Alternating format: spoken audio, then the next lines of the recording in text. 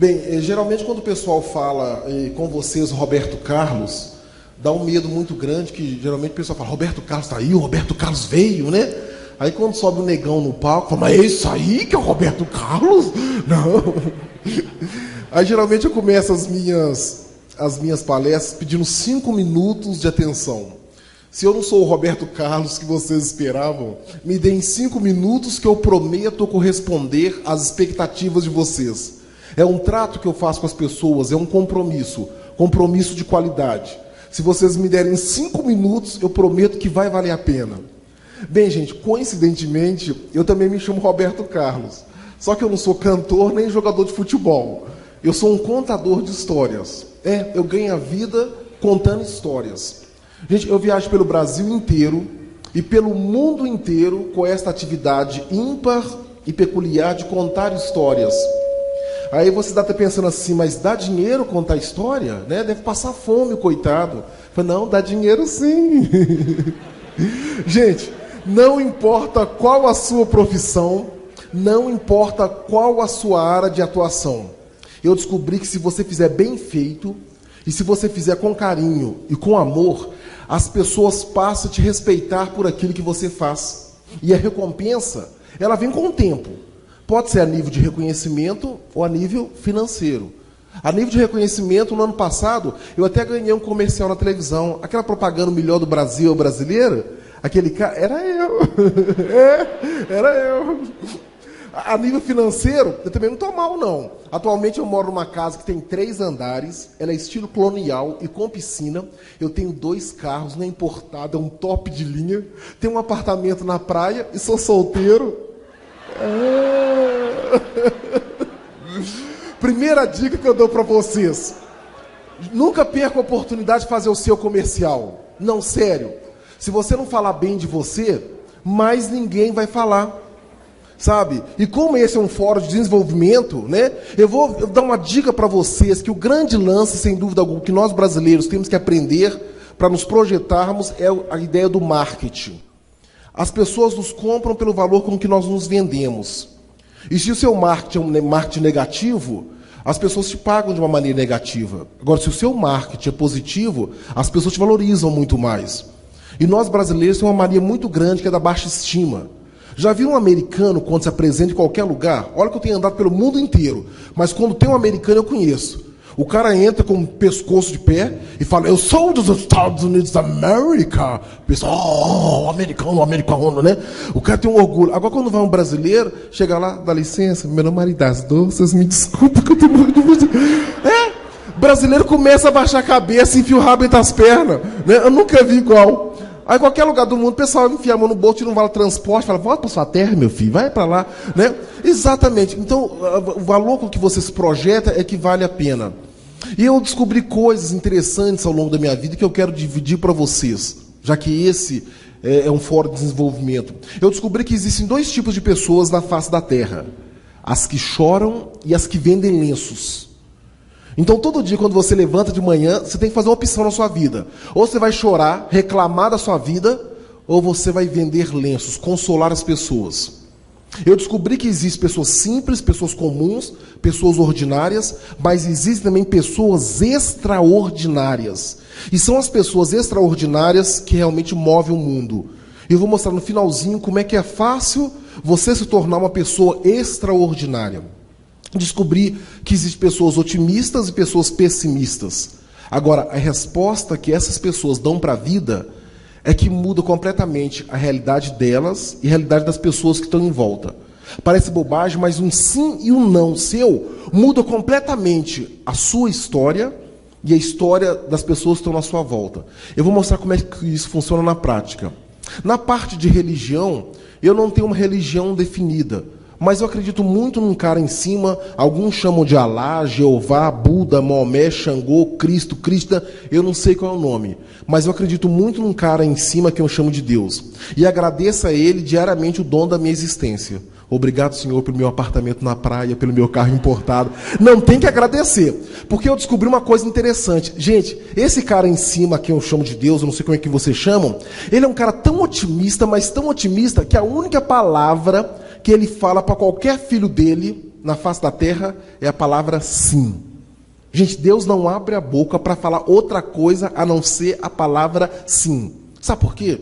Eu descobri que nós somos ainda bebezinhos engatinhando comparados com a grandeza de Deus.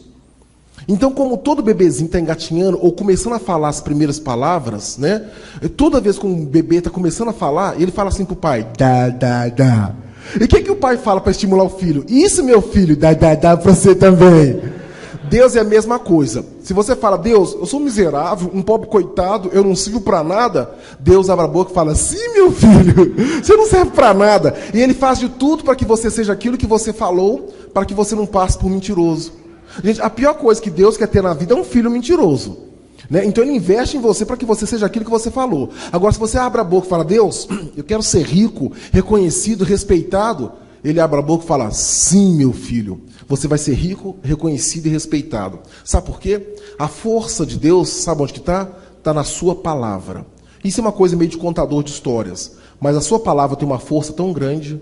Se você abre a boca para seu filho, para seu marido, para seu vizinho, para qualquer pessoa que está na sua volta, e fala a palavra flores, gente, é capaz de sair flor da sua boca, acertar no seu filho, no seu vizinho, na pessoa que está do seu lado, voar flores em você e perfumar um ambiente todinho.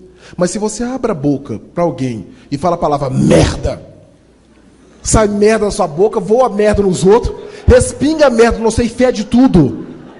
Exatamente. Então a sua postura, a sua palavra tem uma força que vocês não imaginam tanto que tem. Tá? E eu vou mostrar como é que isso funciona na prática. Não é tese, não é teoria. É através da minha experiência de vida. Bem, antes de entrar nessa etapa, eu tenho que mostrar para vocês como é que funciona esse negócio de contar história, de contador de história. Como é que eu ganho dinheiro? No ano de 2001, eu tive a oportunidade de ser eleito nos Estados Unidos como um dos 10 maiores contadores de histórias da atualidade. E foi um golpe de sorte, gente. Porque, por incrível que pareça, eu estava numa fase muito apertada da minha vida. Eu sonhava em construir uma casa de 3 andares no ano de 2001. Né? A minha casa estava ainda no primeiro andar. Mas eu sonhava com 3, porque como a maioria dos brasileiros, eu ainda parava no meio do caminho. O brasileiro arranja sempre uma desculpa para ficar no meio do caminho, né? Qualquer coisinha ele para, está cansado. Eu pensei assim, vou sonhar com uma casa de 3 andares, quando eu chegar no segundo eu paro e arranjo uma desculpa qualquer, né? E estava buscando uma desculpa para me parar no meio do caminho, aí minha empregada dá a ideia, ô, senhor Roberto, casa de 3 andares, o senhor é doido, né? O acabamento é muito caro. Eu falei, é isso, o acabamento é muito caro, essa vai ser minha desculpa, né?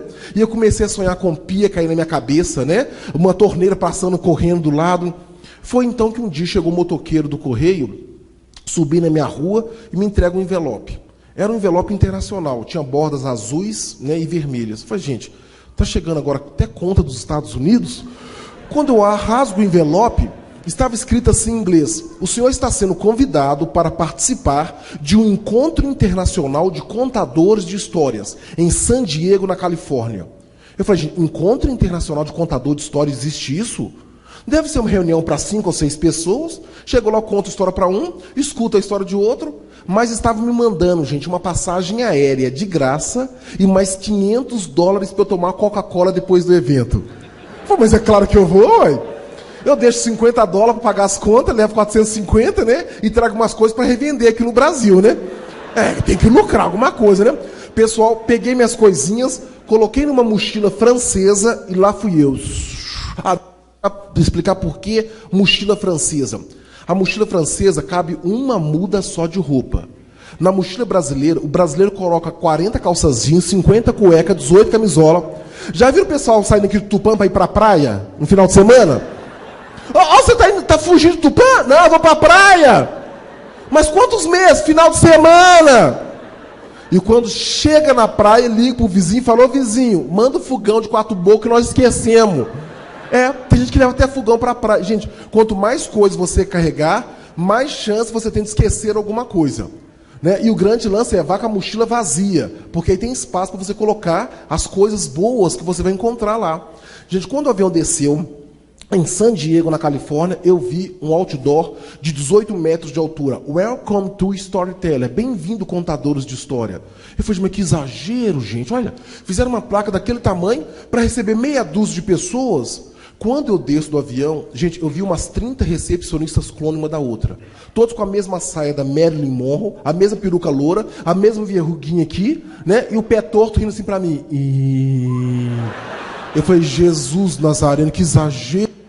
Aí eu falei assim, perde uma. Sorry, I'm from Brazil, com licença, eu vim do Brasil, eu vim para um encontro de contadores de história, as 30 fizeram ao mesmo tempo, welcome, professor Roberto, bem-vindo, nós estamos aguardando o senhor. Pô, mentira, nem sabe quem que eu sou. Eu falei, olha, eu sou contador de história, não sou cantor não, né? Eu falei, não, nós sabemos. Eu falei, mas e aí, já chegaram, né, todos os participantes do evento, né, todos os contadores de história? Eu falei, não, estão faltando uns 300 ou 400 ainda. Eu falei, estão faltando quantos, minha senhora? Foi uns 300 ou 400. Eu falei, peraí, mas quantos que vão vir? Faça, não leu, não? Aproximadamente 4.000 contadores de história. É o Encontro Internacional de Contadores de História. O senhor nunca ouviu falar nisso lá no Brasil? Claro que já. Lá no Brasil a gente não fala de outra coisa, não sei desse encontro internacional. Depois da Copa a gente só fala nisso. Eu nunca tinha ouvido falar desse negócio, gente. Eu falei, mas e aí? Que dia que eu apresento? O dia da sua apresentação é na terça-feira e tem umas 3.500 pessoas inscritas na sua sala querendo ouvi-lo. Estamos olhando um espaço maior que comporte todo mundo. Gente, eu estava com dor de barriga. A dor de barriga virou diarreia. Que história que eu vou contar para 3.500 pessoas, Jesus, né? Gente, eu fui pro hotel, eu fiquei em depressão. No dia que eu pisei no palco, a minha perna tremia, né? Eu pensei em ir embora. Mas eu pensei, não, eu vim cá para fazer uma coisa, eu vou cumprir a minha missão. Quando eu pisei no palco, eu lembrei das palavras da minha mãe. Ela falou comigo assim, meu filho, não tenha medo. Quando você se prepara para alguma coisa, né, coloque um sorriso no seu rosto, suba no palco e faça o que você deve fazer. Sorria para as pessoas, que eu tenho certeza. Se você chegar em qualquer lugar sorrindo, alguém vai corresponder ao seu sorriso. Coloque um sorriso simpático e tudo Deus proverá. Eu subi no palco, sorri para a plateia, os americanos viram assim... Ai. Mas eu vi na minha frente um senhor que, graças a Deus, era da minha cor, negro. Pô, tem um negão ali, né? Se o meu inglês falhar, eu peço ajuda ao meu irmão de cor. Mas era um negão, baixinho, assim, uns 80 centímetros. Eu falei, serve em caso de emergência, né?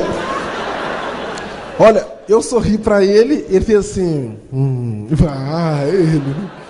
Eles me deram 50 minutos para eu me apresentar. Gente, eu utilizei os 50 minutos no máximo. E quando eu terminei, a plateia aplaudiu. Falei, graças a Deus, gostaram. Eu estava preparando para me retirar do palco, quando o meu irmão de cor, aquele baixinho que eu pedi ajuda, ele subiu na cadeira dele. Gente, ele silenciou quase que 4.000 pessoas no gogó, sem microfone. O cara levanta na cadeira e fala... Aí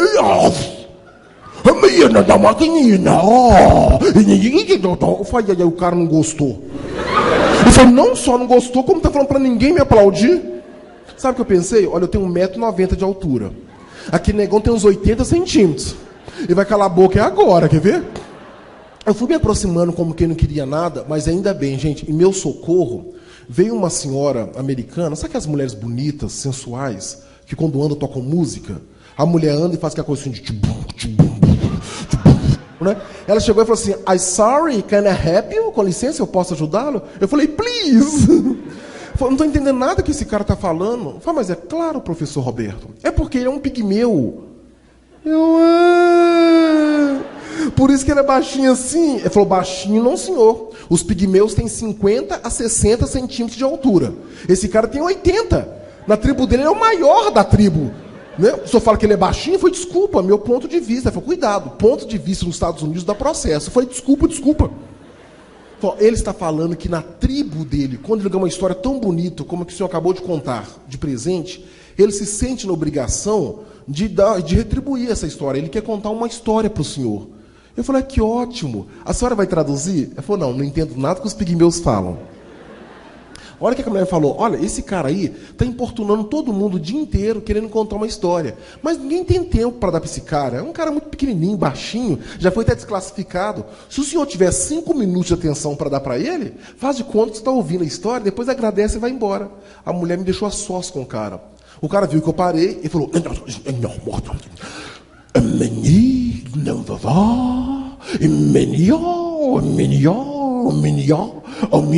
Ali, avô, ali, Tô entendendo. Não sei o que é isso. Lá no Brasil a gente faz esse negócio aí. Falei, gente, deve ser pegadinha dos americanos. Estão fazendo hora com a minha cara. Eu não estou entendendo nada. Mas aí veio uma coisa assim, Roberto. Você já contou a sua história. Já ganhou os seus $500. O que custa você dar 5 minutos de atenção para esse senhor? Relaxa. E eu relaxei, gente. E por incrível que pareça, na hora que eu relaxei, eu comecei a entender a história que aquele senhor estava me contando. Não com as palavras que vinham da boca dele. Ele me falava uma outra linguagem, a linguagem da boa vontade, do coração. Aí eu entendi que com boa vontade, você entende qualquer pessoa de qualquer lugar do mundo. E com boa vontade, qualquer pessoa de qualquer lugar do mundo é capaz de te entender. O importante, gente, é que você abra o seu coração e estabeleça uma sintonia com o seu interlocutor. Porque sem que eu percebesse, aquele senhor de 80 centímetros, que ninguém queria ouvir a história, ele estava me dando de presente a história que faria que eu ganhasse um prêmio de $50 mil nos Estados Unidos naquele ano. Naquele ano que eu fui para ganhar $500, eu acabo voltando com um cheque de $50 mil, porque graças àquele cara, ele me contou uma história, eu usei a história dele no final. E no final do concurso, o pessoal gostou tanto daquela história que naquele ano escolheram 10 grandes contadores de histórias. E pela primeira vez um brasileiro, um sul-americano, estava ganhando o título de um dos 10 maiores contadores de histórias. Então, se vocês me permitem, a Prefeitura Municipal, através do prefeito, me convidou para vir aqui em Tupã para dividir o prêmio de $50 mil com vocês. Contando a história, é claro. O dinheiro já acabou há muito tempo, gente. Acabamento é muito caro. Não precisa dizer como é que foi a cara. Não é muito caro. Mas vamos lá, a história. A história ensina para vocês a criar sorte. Para quem acha que é sem sorte, preste atenção nessa história. Era uma vez um homem que se achava tão sem sorte, mas tão sem sorte, que ele vivia reclamando com Deus. Foi todo-poderoso, onipotente, onipresente, criador de todas as coisas. O Senhor deu sorte para todo mundo na vida. Todo mundo tem um carro legal, tem uma casa legal, tem uma namorada legal. Eu não tenho nada. Que injustiça foi essa que fez comigo, Deus? Deu sorte para os outros, não deu para mim. E o rapaz esperava a resposta, mas não vinha resposta nenhuma. Aí um dia, então, cansado de reclamar com Deus, ele abusou. Pois você não vai falar comigo não, né? Pois eu vou descobrir onde que o senhor mora. Eu vou encontrar com o senhor e eu vou ter um tete a tete. Eu quero saber por que eu sou azarado assim. E o rapaz pensou, aonde que Deus mora? Ah, já sei. Deus deve morar é lá no fim do mundo. Mas peraí, como é que eu faço para chegar no fim do mundo? É muito fácil. O fim do mundo deve ser o local onde terminam todas as estradas e todos os caminhos do mundo. Então, se um dia eu insistir, perseverar e seguir uma estrada até no final, e lá for o final de outras estradas, lá é o fim do mundo. Lá eu vou encontrar com Deus, o Criador, e vou saber com Ele qual o motivo da minha falta de sorte. Então, gente, pela primeira vez na vida, aquele homem azarado resolveu arriscar. Ele percebeu que se não colocasse o pé para fora da casa dele, ele jamais teria solução para os problemas que ele vivia. Um dia, então, ele colocou o pezinho para fora de casa, olhou o tempo, não ia chover, não ia fazer sol quente, era um tempo ideal para começar a caminhar. E quando ele começou, ele não parou mais. Porque segundo o pigmeu que me contou essa história, aquele homem sem sorte caminhou, caminhou um dia, caminhou uma semana, caminhou um mês, caminhou um ano e um dia. No final de um ano e um dia, quando ele estava caminhando, ele pisou numa coisa macia, escutou um ai. E quando ele olhou para o chão, gente, ele viu um lobo. Pelo menos aquilo que parecia um lobo. Olha, era um lobo tão magro, gente, mas tão magro, que só tinha pele e osso. E o lobo, muito fraquinho, falou assim, moço, será que você não poderia me ajudar? Eu não posso não, sou lobo. Eu sou muito azarado, tudo que eu faço dá errado na vida. Olha, eu sou tão azarado que eu estou indo procurar Deus, o Criador, lá no fim do mundo, para saber com ele qual é o motivo da minha falta de sorte. Quando o rapaz contou aquela história, o lobo falou assim, peraí, o senhor disse que vai encontrar com Deus, o Criador? Ah, moço, então faz um favor para mim, deixa eu contar qual é o meu problema. É que de uma hora para outra, eu senti uma fraqueza tão grande que eu caí aqui no chão prostrado, eu não consigo mais me levantar.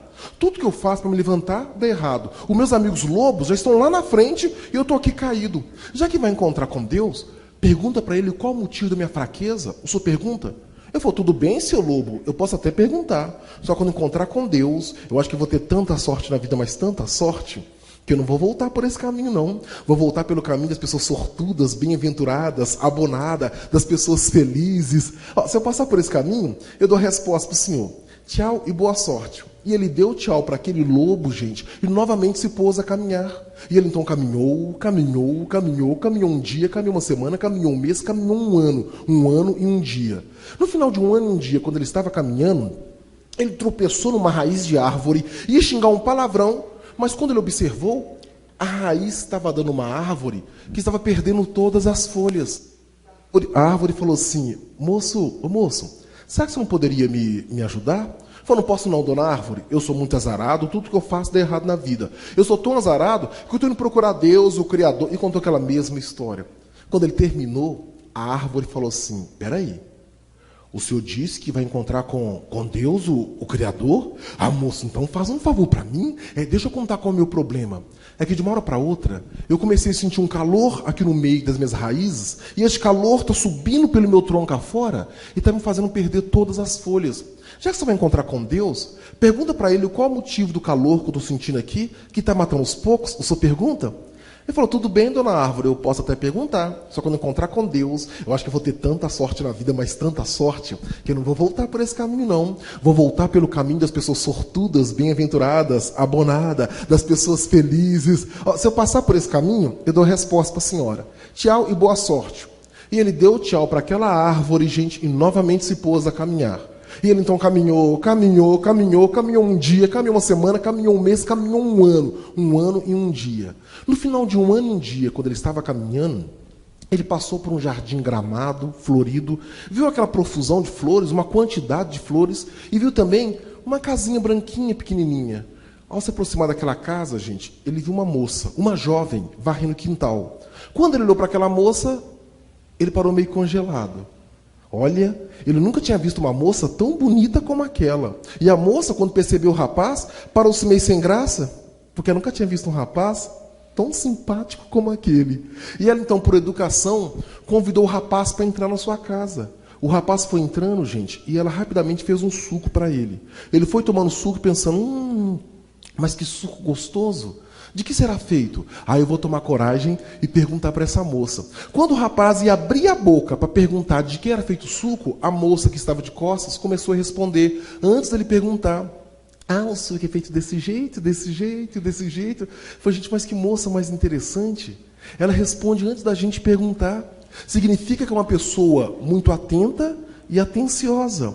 Olha, eu podia bem namorar com ela, mas, moça, eu sinto muito, mas eu estou com um pouco de pressa, que eu sou muito azarado, eu estou indo procurar Deus, o Criador, e contou aquela mesma história.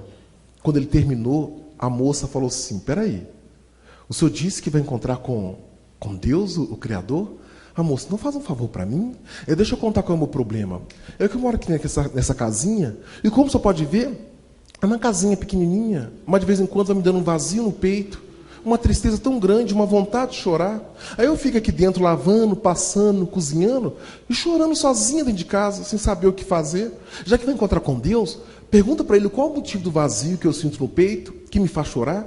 O senhor pergunta? Ele falou: tudo bem, moço, eu posso até perguntar. Só quando eu encontrar com Deus, eu acho que eu vou ter tanta sorte na vida, mas tanta sorte, que eu não vou voltar por esse caminho, não. Eu vou voltar pelo caminho das pessoas. Mas se eu passar por esse caminho, é claro que eu te dou a resposta. E ele deu tchau para aquela moça e novamente se pôs a caminhar, gente. E ele então caminhou um dia, caminhou uma semana, caminhou um mês, caminhou um ano e um dia, até que ele chegou no local, gente, onde terminavam todas as estradas e todos os caminhos do mundo. E segundo a história que eu estou contando, o local onde terminam todas as estradas e todos os caminhos é o fim do mundo, o lugar onde morava Deus, o Criador. O rapaz então foi chegando no fim do mundo, querendo se ajoelhar para fazer uma prece, quando veio aquela voz: o que queres, meu filho? Oba, se chamou de meu filho, só pode ser meu pai. Eu vou logo pedir para não perder tempo, que Deus deve ser muito ocupado, né? Ô Todo-Poderoso, desculpe incomodar o Senhor, mas o Senhor, quando me fez, esqueceu da minha sorte. O Senhor deu sorte para todo mundo na vida. Todo mundo tem uma casa legal, uma namorada, um trabalho, alguma coisa, eu não tenho nada. Que injustiça foi essa que fez comigo? Deu sorte para os outros ou não deu para mim? Aí veio a resposta: você acha mesmo, meu filho, que eu dou sorte para alguém? Lamento te informar, mas eu não dou sorte para ninguém. O que eu dou são oportunidades. E a pessoa transforma as oportunidades da vida dela em boa sorte ou má sorte. Olha, volte pelo seu caminho e perceba quantas oportunidades você teve até hoje na sua vida e não aproveitou para transformá-las em boa sorte ou má sorte. Fala, se eu voltar então, eu encontro uma oportunidade, faça virar boa sorte, má sorte. Gente, mas que bobagem. Eu perdi anos da minha vida vindo aqui para descobrir isso. Eu estou voltando agora. Tchau pro Senhor, fica com Deus. Quer dizer, fica com o Senhor mesmo, hein, tchau. O rapaz já ia saindo do fim do mundo quando Deus chamou o rapaz, com tanta vontade, mas tão desatento ainda, hein? Você não está esquecendo de me perguntar mais nada, não? Falei, não, Deus, eu não tenho mais nada. Ah, é mesmo. Eu tenho 3 perguntas para fazer para o Senhor, mas é coisa sem importância. É sobre um lobo, uma árvore e uma moça. O rapaz então perguntou, Deus respondeu e ele se pôs no caminho de volta. E ele estava com tanta pressa, gente, mas tanta pressa para encontrar com a sorte dele, que ele caminhou um ano e um dia, caminhou um ano, um mês, uma semana, um dia. No final daquele dia, à tardinha, ele passou correndo por um jardim gramado, florido, viu aquela profusão de flores, viu uma casinha branquinha, pequenininha, e uma moça muito bonita, mas triste, chorando na janela. Mas ele estava com tanta pressa, mas tanta pressa para encontrar com a sorte dele, que ele nem quis parar. Só parou quando a moça chamou. Ô moço, tá lembrado de mim? Ah, gente, é a moça que me fez o suco, né? Ô moço, tudo bem? Eu tô com um pouco de pressa. Ela, só um minutinho. O senhor encontrou com Deus, o Criador? Ah, moça, eu encontrei. E ele falou que a minha sorte está no caminho. Eu tô voltando para encontrar com ela. A moça falou, que bom. Ô moço, você lembrou de perguntar aquilo que eu pedi? Sobre o vazio que eu sinto no peito? A tristeza que me faz chorar? Ah, moça, eu perguntei. E Deus falou qual é o seu problema. Deus falou que o seu problema é solidão. A senhora fica aí chorando porque não tem ninguém para conversar, para namorar, para se divertir. Ele falou que nessa vida ninguém consegue ser feliz sozinho, não. Ele deu uma dica para a senhora. Mandou a senhora ficar muito atenta, porque segundo ele, um dia vai passar um rapaz por aqui. A senhora, então, convida esse rapaz para entrar na sua casa. Quando o rapaz... a senhora faz um suco para ele. Ele vai tomar o suco e vai gostar. Antes dele abrir a boca para perguntar de que é feito o suco, a senhora explica para ele, porque ele vai apaixonar pela senhora, vai pedir a senhora para namorar, o namoro vai dar em casamento, e vocês dois vão ter 2 filhos lindos, maravilhosos, saudáveis. Aí Deus falou mais, que se eu não me engano, o seu lar vai ser o lar mais rico da face da terra. A moça, nossa moço, mas que notícia mais agradável. Você não quer entrar e tomar um suco aqui então, não? Falei, não posso não, moço, estou com pressa, vou encontrar com a minha sorte. Tem tempo não, imagina tomar suco uma hora dessa, tanta coisa para fazer, tomar um suco. Não tem tempo não. Mas quando passar o tal rapaz que Deus falou, a senhora convida para entrar, tá? Tchau pra senhora e boa sorte, hein? E ele deu tchau para aquela moça e novamente se pôs a caminhar. E ele então caminhou um ano, um dia, caminhou um ano, um mês, uma semana, um dia. No final daquele dia, à tardinha, ele tropeçou numa raiz de árvore e ia xingar um palavrão, mas quando observou, a raiz estava dando uma árvore que estava perdendo a última folha. E a árvore falou assim, moço, que bom que o senhor voltou. O senhor encontrou com Deus, o Criador? Ah, dona árvore, eu encontrei. E ele falou que a minha sorte está no caminho. Eu estou voltando para encontrar com ela. A árvore falou, que bom. O senhor lembrou de perguntar, moça, aquilo que eu pedi, sobre o calor que eu sinto aqui no meio das minhas raízes, que está subindo pelo meu tronco e me fazendo perder todas as folhas? Ah, dona Árvore, eu perguntei. Seu problema é de fácil solução. Segundo Deus, o seu problema é o seguinte. Quando a senhora era uma árvore pequenininha, desse tamanhozinho, veio um homem e enterrou uma caixa cheia de ouro, diamantes, joias, pedras preciosas, no meio das suas raízes. E agora a senhora está crescendo, a caixa de ouro está sufocando as suas raízes. Para a senhora ficar boa, é só desenterrar a caixa de ouro, que a senhora fica frondosa e verdinha que nem antes. A árvore falou, gente, então uma caixa com tesouros que está me sufocando? Ah, mas que bobagem. Ô moço, vem cá, faz um favor para mim, desenterra essa caixa com tesouro. Olha, pode ficar com tesouro para o senhor? Porque eu sou uma árvore. A árvore não precisa de tesouros. O rapaz falou, tem tempo não, dona árvore. Eu vou encontrar com a minha sorte, agora quer que eu desenterre o ouro? Pelo amor de Deus. Não, é por isso que não dá para ser solidário. Você dá uma mãozinha, os outros pedem o braço. Agora quer que eu desenterre o ouro, imagina. Não tem tempo não. Eu vou encontrar com a minha sorte é muito mais importante. Tchau para a senhora e boa sorte. E ele deu tchau então, gente, para aquela árvore e novamente se pôs a caminhar. E ele então caminhou um ano, um dia, caminhou um ano, um mês, uma semana, um dia. No final daquele dia, à tardinha, ele pisou numa coisa macia, escutou um ai! E quando ele olhou para o chão, ele viu o lobo. Pelo menos aquilo que sobrava do lobo, né, gente? O lobo já estava tão magro, gente, mas tão magro, que nem osso tinha mais. Era um tapete de pele estendido no chão, aquele olho branco saltando do globo ocular, os dentes caindo da boca. Mesmo assim, um esforço sobre-humano, ou sobre-lobal, ou sobre-canino, sei lá qual esforço que o lobo faz. O lobo conseguiu levantar a cabeça e falar assim: moço, o senhor encontrou com Deus, o Criador? Ah, seu lobo, eu encontrei. E ele falou que a minha sorte está no caminho. Eu estou voltando para encontrar com ela. O lobo falou: que bom. Ô moço, você lembrou de perguntar aquilo que eu pedi? Sobre minha fraqueza? Por que eu não consigo mais me levantar? Ah, seu lobo, eu perguntei. E de todas as perguntas que eu fiz para Deus, a do senhor é a mais chata de responder, mas eu vou falar com o senhor. Deus falou que o senhor está fraco desse jeito? É de fome. É fome. Tem muita gente que não come nada. E a única forma do senhor sobreviver é o senhor comer alguma coisa ou alguém que passar por aqui. Não, mas sinceramente, fraco, o dia que soltar, você não vai conseguir caçar nada. A não ser que a caça venha aqui e entre na sua boca. Mas pelo visto, você vai morrer. O lobo falou: Deus falou que se eu não comer nada nem ninguém, eu vou morrer?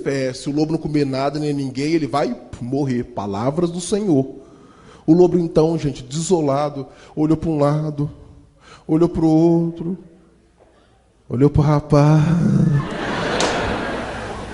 Falou: moço, já que eu vou morrer mesmo, e o senhor é a última pessoa que eu vejo em vida, você não poderia então me dar um abraço de despedida? Rapaz, tem tempo não, seu lobo. Eu vou encontrar com a minha sorte é muito mais importante. Só que o lobo insistiu. Peraí, moço, não vai embora, o que custa um abracinho só? Rapaz, não tenho tempo. Mas o lobo foi perseverante. Ao contrário dos outros personagens, que nem que abriram mão da oportunidade, o lobo insistiu tanto, que o rapaz se deu por vencido. Ih, mas que lobo mais chato. Eu vou dar um abraço nesse lobo e depois vou encontrar com a minha sorte. O rapaz se virou, abriu os braços e foi caminhando, gente, em direção ao lobo. E à medida que ele se aproximava, o lobo ainda olhava para ele e falava assim: mais perto, moço. Um pouquinho mais perto. Coitadinho, olha a cara de alegria do lobo, gente. Quando o rapaz estava ajoelhado, com os braços abertos de frente para o lobo, ele percebeu uma coisa. Aliás, a única coisa que ele percebeu durante toda a vida dele, gente. Ele percebeu que à medida que ele se aproximava do lobo, os olhos do lobo iam sendo tomados de um brilho estranho, um brilho diferente, como se aquela fosse uma oportunidade. E quando... Você assustar? Que é isso, gente? É só uma história, calma lá. Por que você está colocando a mão no peito? É só uma historinha. Geralmente a gente assusta é quando perde a oportunidade. Vocês não estão perdendo nada. Vocês de Tupã são tão atentos que vocês já desconfiaram como é que termina essa história, hein? Mas segundo o Pigmeu, que me contou essa história, nenhuma história tem que ter final feliz. Segundo ele, dificilmente nós poderemos mudar o começo da nossa história. Mas com certeza nós podemos mudar o final da nossa história. Então, segundo o Pigmeu, a história termina assim, ó. E foi então, num golpe de sorte, que aquele lobo faminto devorou aquele rapaz tão sem sorte, hein? Obrigado. Muito legal. Gente, vocês deveriam ver a cara de vocês assustando com uma história. Um bando de marmanjos pulando a cadeira como se fosse criança. Né? Legal, sinal que vocês têm uma capacidade inventiva, uma imaginação muito fértil. Sinal que vocês estavam dentro da história. Isso que é importante. Bem, deixe-me contar para vocês então agora como eu consegui ter tanta sorte na vida, ou como um dia eu descobri aquilo que eu falei, a diferença entre as pessoas simples, comuns, ordinárias, para as pessoas extraordinárias, a diferença das pessoas que choram para as pessoas que vendem lenços, e a diferença das pessoas otimistas para as pessoas pessimistas. Nada melhor do que usar a minha história para mostrar isso na prática. Bem, a minha história começa quando eu tinha 6 anos de idade e eu morava com a minha família em uma favela, lá em Belo Horizonte. Era uma favela muito grande e a minha família, gente, era numerosa. Nós éramos 10 filhos, mais meu pai e minha mãe, e nós morávamos em um barracão de 2 cômodos com telhado de zinco. Gente, éramos 12 pessoas num barracão de 2 cômodos com telhado de zinco. No período do verão, tentem imaginar que calor gostoso dentro de casa. Eu brinco, era tão quentinho, mas tão quentinho dentro de casa, que se você entrasse com um pão de queijo cru na sala, ao passar perto do teto, chegava assadinho na cozinha, de tão quente que era. Gente, mas para mim, que tinha 6 anos de idade, isso era uma vida normal e agradável. Sabe por quê? Eu não tinha vivido uma outra situação, outra experiência. Eu tinha nascido na favela, morava na favela, meus pais eram favelados, meus irmãos, vizinhos favelados. Sabe o que eu achava? A humanidade é uma grande favela. Por que eu vou querer desenvolvimento? Por que eu vou querer crescer alguma coisa se isso aqui está bom demais? Eu achava que estava muito bom. Para mim, de importante, era domingo, gente. Todo domingo na minha casa tinha frango, tinha maionese, tinha macarronada e tinha um programa do Silvio Santos na casa de um vizinho. Gente, um vizinho lá, o mais rico da favela, o mais ousado e o mais atrevido, um dia comprou a primeira televisão preta e branca do morro. Gente, quando aquele cara chegou com aquele caixote de madeira, chamar a televisão, foi um rebuliço na favela. Ó, fulano comprou televisão, mas tem outra coisa importante, ele foi comprar televisão, mas que exagero, é para humilhar a gente. Juntaram umas 50 pessoas na porta dele. E eu corri para ver, gente, o que era a tal de televisão. Quando eu cheguei lá, eu comecei a ouvir os comentários dos vizinhos. Aí eu percebi que estava bem dividido, o grupo de otimistas e de pessimistas. Os otimistas, é fácil você perceber ao longo da sua vida. São aqueles que, quando você tem uma ideia, eles falam assim, isso, vai fundo, corre atrás, conta comigo. Eu não sei o que é isso não, mas eu te ajudo, né? Os pessimistas não, são aqueles que dão um banho de água fria. Os otimistas assim, ô seu Zé, o senhor comprou a televisão? Gente, esse homem é doido. Tem 3 anos que está sonhando com a tal de televisão, está juntando moedinha por moedinha, e hoje ele conseguiu realizar o projeto dele, ele comprou a televisão, eu quero ser que nem o senhor, viu, seu Zé? Aí os pessimistas estão assim, mas não liga não, vem. Eu estou sabendo que esse trem explode. Explode. O governo manda um raio, pega na tal de antena, esse vidro pula para frente e mata tudo que é pobre, hein? E tinha um grupo menorzinho, que era o grupo dos radicais. Eles nem sabiam o que estava acontecendo, mas gritavam assim de longe, isso é coisa do capeta! Acabou, foi a paz da favela. Aí que eu fiquei curioso, gente. Televisão era projeto do capeta? Era um projeto governamental para acabar com os pobres? Ou era sonho do meu vizinho? O meu vizinho ficou na dúvida, mas o sonho era dele. Se ele não fosse até o final, ele jamais teria resposta. Ele então ousou outra vez, pegou a tomada, colocou na parede, apertou o botão. Por vir das dúvidas, deu 2 passos para trás, sei lá se o trem explode mesmo, né? Gente, eu não sei se vocês viram essa fase de televisão preta e branca de válvula. Eu estou vendo que a população de Tupã é nova, né? Mas para quem tem mais de 30, eu vou relembrar como é que funcionava uma televisão preta e branca de válvula, tá? Era um caixote de madeira grandão, você colocava a tomada na parede, apertava um botão e aparecia uma estrelinha no visor cinza. Gente, a estrelinha virava uma linha branca, que cortava o aparelho. Vocês estão balançando a cabeça? Vocês viram essa fase? Isso mesmo. Né? Tá lembrado? Aí virava uma linha branca. Aquela linha se abria, chuviscava o aparelho todinho. Ou você pegava o tal do seletor de canal e rodava a manivela. Pegava a antena, que ficava em cima do aparelho, e ficava fazendo o sinal da cruz. Para lá e para cá, para lá e para cá, para lá e para cá. Pegava 2 tuchos de bombril, moldava a antena. Né? Não era, né? De um lado era baleia, do outro lado era coelhinho. Cada cidade era uma figura que você fazia. Enquanto o filho mais novo ficava em frente à televisão gritando, aí pai, vai, não, volta, não, passou, volta. Não era assim? O processo todo para ver a televisão demorava de 5 a 7 minutos. Né? Nada de plasma, chip, transistor, que nem vocês têm hoje não. Vocês são muito avançadinhos, antigamente era a válvula, né? Gente, demorou um pouquinho, né? Aí os pessimistas, antes de esperar o resultado, só vira a estrelinha aparecendo, já começaram a gritar, não falei com o senhor? Não vai ele funcionar, vai explodir, sai de perto, que o trem explode. Gente, a metade do pessoal correu, vai explodir, né? Só que não explodiu, gente, apareceu a imagem. E quando apareceu a imagem, eu lembro até hoje da reação da vizinhança. O pessoal, gente, fez aquele tipo quando o Brasil marca um gol. Foi a mesma coisa, começaram a bater palma. O trem funciona, né? Aí os pessimistas, não se dando por vencidos, colocaram o rabo entre as pernas e falaram, não explodiu hoje, mas explode amanhã. Mas que esse trem explode, né? E foram embora. E o meu vizinho descobriu uma coisa interessante que eu percebi nos olhos dele, gente. Se você quer uma coisa boa, você tem que cultivar. Não existe na vida do ser humano uma varinha de condão ou um gesto mágico que faça com que as coisas boas aconteçam de uma hora para outra. As coisas boas têm que ser cultivadas, têm que ser produzidas, têm que ser regradas, sabe? E aí um dia as coisas acontecem.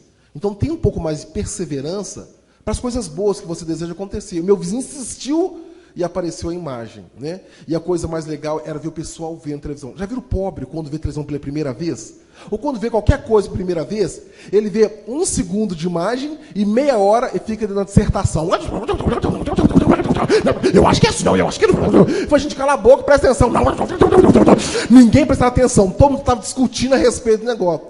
Já que não adiantava o pessoal calar a boca, gente, eu saí daquela confusão e busquei um ponto estratégico. O alto de um barranco a 50 metros de distância da casa do vizinho. E do alto do barranco, sabe o que eu via? Eu via, gente, a televisão pela janela. Sabe? E via também uma coisa interessante, que aquela cor azulada que saía da janela do meu vizinho, vindo da tal de televisão, vinha também de todas as casas e prédios de Belo Horizonte. Se a cor azulada era televisão, todo mundo na minha cidade tinha tal de televisão. Só nós que estávamos isolados lá e não tínhamos na favela. Eu falei, já que todo mundo tem, eu também vou ter. Né? Aí eu fiz uma projeção no meu futuro. Eu falei, quando tiver uns 15 anos e eu for rico, vou comprar umas 10 televisões aqui para casa. Vou colocar 4 no telhado para todo mundo ver, uma no portão para quem passar na rua assistir também, uma no galinheiro para socializar coisa, galinha também tem direito, né? E o resto dentro de casa. Sabe por que tantos televisores, gente? Porque na minha época, e na época de alguns de vocês, media-se o valor de uma pessoa pela quantidade de aparelhos que ela tinha dentro de casa. É ou não é? Antigamente, eu falava assim, ô pai, compra uma televisão pra gente. Meu pai falava assim, meu filho, quem tem uma televisão é rico. Falei, ô pai, e quem tem 2 televisões? Meu pai falou, isso é milionário, né? Vai, ô pai, quem tem 3? Pai, você é ladrão, tá roubando de alguém. Pra que 3 televisão? Gente, olha aí a força que a palavra tem, né? Um pai e uma mãe, ele pode estimular um filho e limitar. Meu pai sempre percebeu, falando que quem tem 3, né, é ladrão, sem perceber, ele estava me limitando. E eu cresci com essa coisa na cabeça. Quem tem 3 é ladrão. Quem tem muito está roubando. Olha você ver, para você ter uma ideia, já adulto, eu tinha 2 televisores em casa, construí um quarto de hóspede. Promoção no Carrefour, televisão de 29 polegadas, R$ 899. Lá vou eu comprar a televisão, estou assinando um cheque, o vendedor me pergunta, ei, é a sua primeira televisão? Eu falei, não, é a minha terceira. Ai, ai, ai. Falei, moço, eu vou levar 2 de uma vez, tá? Pode embrulhar outro que eu vou levar. De 2 eu passei para 4, mas 3 ladrão, eu jamais, que é isso? Né? Exatamente. E a palavra limita. E quantos de vocês não fica alguma coisa na cabeça que alguém falou? A maioria das mulheres, eu tenho certeza que já ouviram a mãe falar alguma vez, minha filha, não usa calcinha rasgada, não. Se você passar mal, vai cair na rua, os outros vão abrir sua roupa, você está com a calcinha furada. Não ouviram isso, não. O homem ouve bastante. Meu filho, essa cueca furada, depois passar mal na rua, né? E vão tirar sua roupa. Gente, eu nunca vi uma pessoa desmaiada, pelada na rua porque está passando mal. Né? É o terror das crianças é passar mal com a calcinha ou cueca furada, né? Quantos de vocês não passam debaixo de uma escada que pode dar 7 anos de azar? Né? Exatamente, a palavra serve para limitar ou para estimular. Ou então, se tiver que usar com alguém, use para estimular sempre, né? Postura positiva, isso que é o legal. Hoje a gente mede o valor de uma pessoa não pela quantidade de televisão que ela tem dentro de casa, mas pelo tamanho do tal de celular. É ou não é? Gente, em toda palestra minha, eu estou falando, aí faz... toca alguma coisa, aí o cara enfia a mão no bolso, tira um besorrinho desse tamanhozinho. Eu falo, o que é isso? Fala, professor, isso aqui é celular. Eu falei, mas desse tamanho? Eu falei, professor, esse aqui tira foto, passa roupa e passa perfume. Eu falei, nossa, foto, roupa, perfume, custou uma nota, né? Agora você faz, o caboclo enfia a mão no bolso, tira um tijolo desse tamanho. Eu mesmo grito, ô peão, tá roubando tijolo da obra, hein? Olha o tamanho do tijolo do coitado. Ou seja, quanto maior o celular, mais pobre é a pessoa, eu não é? É, a sociedade manda essa mensagem pra gente. Chega ao ponto que nós ganhamos um salário mínimo e compramos um celular que custou R$ 1.500. O sapato tá furado e você tá com um celular de R$ 1.500. Não, é 1.500, né? Mas eu não sou pobre. Exatamente, né? Nós valorizamos muito ter e esquecemos do objetivo maior, que é o ser. E isso que tem que levar em conta, né? O que você é, não o que você tem. Mas então, quando eu fiz 6 anos, gente, o frango desapareceu dos domingos lá de casa. A maionese fugiu com o frango. Lá em casa apareceu uma tal de canjiquinha. Eu não sei como é que você chama aqui em Tupã. Em alguns lugares o pessoal fala que é quirela, aquele milhozinho moído, né? Outros no norte falam que é mungunzá. Né? Gente, tem gente que fala, mas é uma delícia. Experimente comer um ano inteiro para vocês verem. É um horror, gente. Canjiquinho no almoço, canjiquinho no jantar e canjiquinho no café da manhã. Deus me livre e guarde, né? Meu pai estava desempregado. Eu não tinha noção do que era pai desempregado. Eu só percebi que meu pai começou a ficar mais em casa. Ele que saía de manhã cedo e voltava à noite, começou a ficar dentro de casa. E o clima da minha casa começou a mudar. As coisas começaram a faltar. Minha mãe não trabalhava. E a única situação que tinha, a única opção que tinha na época governamental para ajudar uma família carente, minha mãe conseguiu. Um dia ela sai, fica o dia inteiro numa fila, não sei de onde, e volta e fala comigo: meu filho, arruma essas coisas que eu consegui uma vaga numa escola para você. Você vai adorar essa escola. Lá você vai aprender a ler, a escrever, vai passar o dia inteiro brincando com seus colegas. Falei: mamãe, que escola é essa? Ela chama FEBEM. Falei: mamãe, vamos para FEBEM? Vai, meu filho. Eu não sabia o que era FEBEM e nem minha mãe tão pouco. Eu lembro que eu peguei minhas coisinhas, coloquei numa sacola de plástico e fui descendo as ruas da favela, dando tchau para os vizinhos. Dona Maria, tchau para a senhora, eu estou indo para FEBEM. Ô, José, aqui, ó, minha mãe está me levando para FEBEM. Eu via, gente, que todo mundo olhava para mim com uma cara de dó, de piedade. Sabe o que eu pensava? Ah, lá estão morrendo de inveja. É porque o filho deles não pode ir para FEBEM, só eu que vou. FEBEM é para poucos, eu pensava, né? Paramos no ponto do ônibus e minha mãe, gente, me descreveu o que era FEBEM. Só que ela me contou na linguagem dela de mãe, de adulto. E eu entendi na linguagem de menino de 6 anos de idade. E um dos grandes problemas que persegue a humanidade, gente, é o tal problema da comunicação. Uma coisa é aquilo que nós pensamos e falamos. Outra coisa é aquilo que as pessoas pensam e entendem. Perceber que nem sempre a comunicação é perfeita. Daí a necessidade de vocês o tempo todo estarem se reunindo para discutir quais são as necessidades comuns, o que vocês pensam para a cidade, para equalizar esse grave problema da comunicação. Porque tem muitos, sabe, desníveis na questão da comunicação e as pessoas ficam truncadas. E sem contar que a mídia tem uma coisa interessante chamada neurolinguística. A mídia, às vezes, bombardeia as pessoas para querer extrair delas o que eles querem. Para brincar com vocês, para mostrar como é que a neurolinguística funciona, tá? Pensar uma coisa, né, e falar outra. Eu vou fazer uma brincadeira com vocês, mas só vale a pena se vocês participarem, tá? Eu vou falar uma palavra e vocês vão ter que repetir a palavra. No finalzinho, eu faço uma pergunta rapidinho e eu quero ver a rapidez de vocês em responderem a essa pergunta. Combinado? Todo mundo, hein? Então repitam comigo, hein? Branco, branco, branco, branco. Branco, branco, branco, branco. Agora me responda rapidinho. A vaca bebe? Leite? Oh, meu Deus do céu, senhor prefeito. O pessoal de tudo. Não, peraí. Lá em Minas Gerais a vaca bebe água. Eu nunca vi uma vaca no pasto com meu peito na boca. Ei, vai querer? É um real. Não, gente, que absurdo, né? Vaca bebe a água, gente. Não, mas a culpa não é duas, não, gente. A culpa é da tal da neurolinguística. Sabe por quê? Eu bombardeei com vocês com informações para extrair depois, no final, a resposta que eu queria. Viu como é que funciona? E quando você... O que acontece no dia a dia, para você ter uma ideia? Quando você chega em casa às 6 horas da tarde, liga a televisão. Tá? De 6 horas da tarde até meia-noite, vocês começam a ver o quê? Homem carregando dinheiro na cueca, é mensalão, é pizza, é corrupção, é bomba estourando, é os outros matando. Quando amanhece o dia, se eu te perguntar, como é que está o seu país? O que você fala? Uma porcaria, não presta, não tem jeito, eu vou embora daqui. É ou não é? Agora, prestem atenção. Quantos de vocês estão trabalhando? Quantos de vocês estão na faculdade? Quantos de vocês estão estudando? Quantos de vocês não têm um filho perfeito, um marido perfeito? Quantos de vocês não têm um sonho legal? Quantos de vocês não estão realizando alguma coisa? E apesar de tudo aquilo que a mídia fala, será que a vida de vocês está tão ruim assim, ao ponto de todo dia de manhã cedo vocês acharem que é uma porcaria?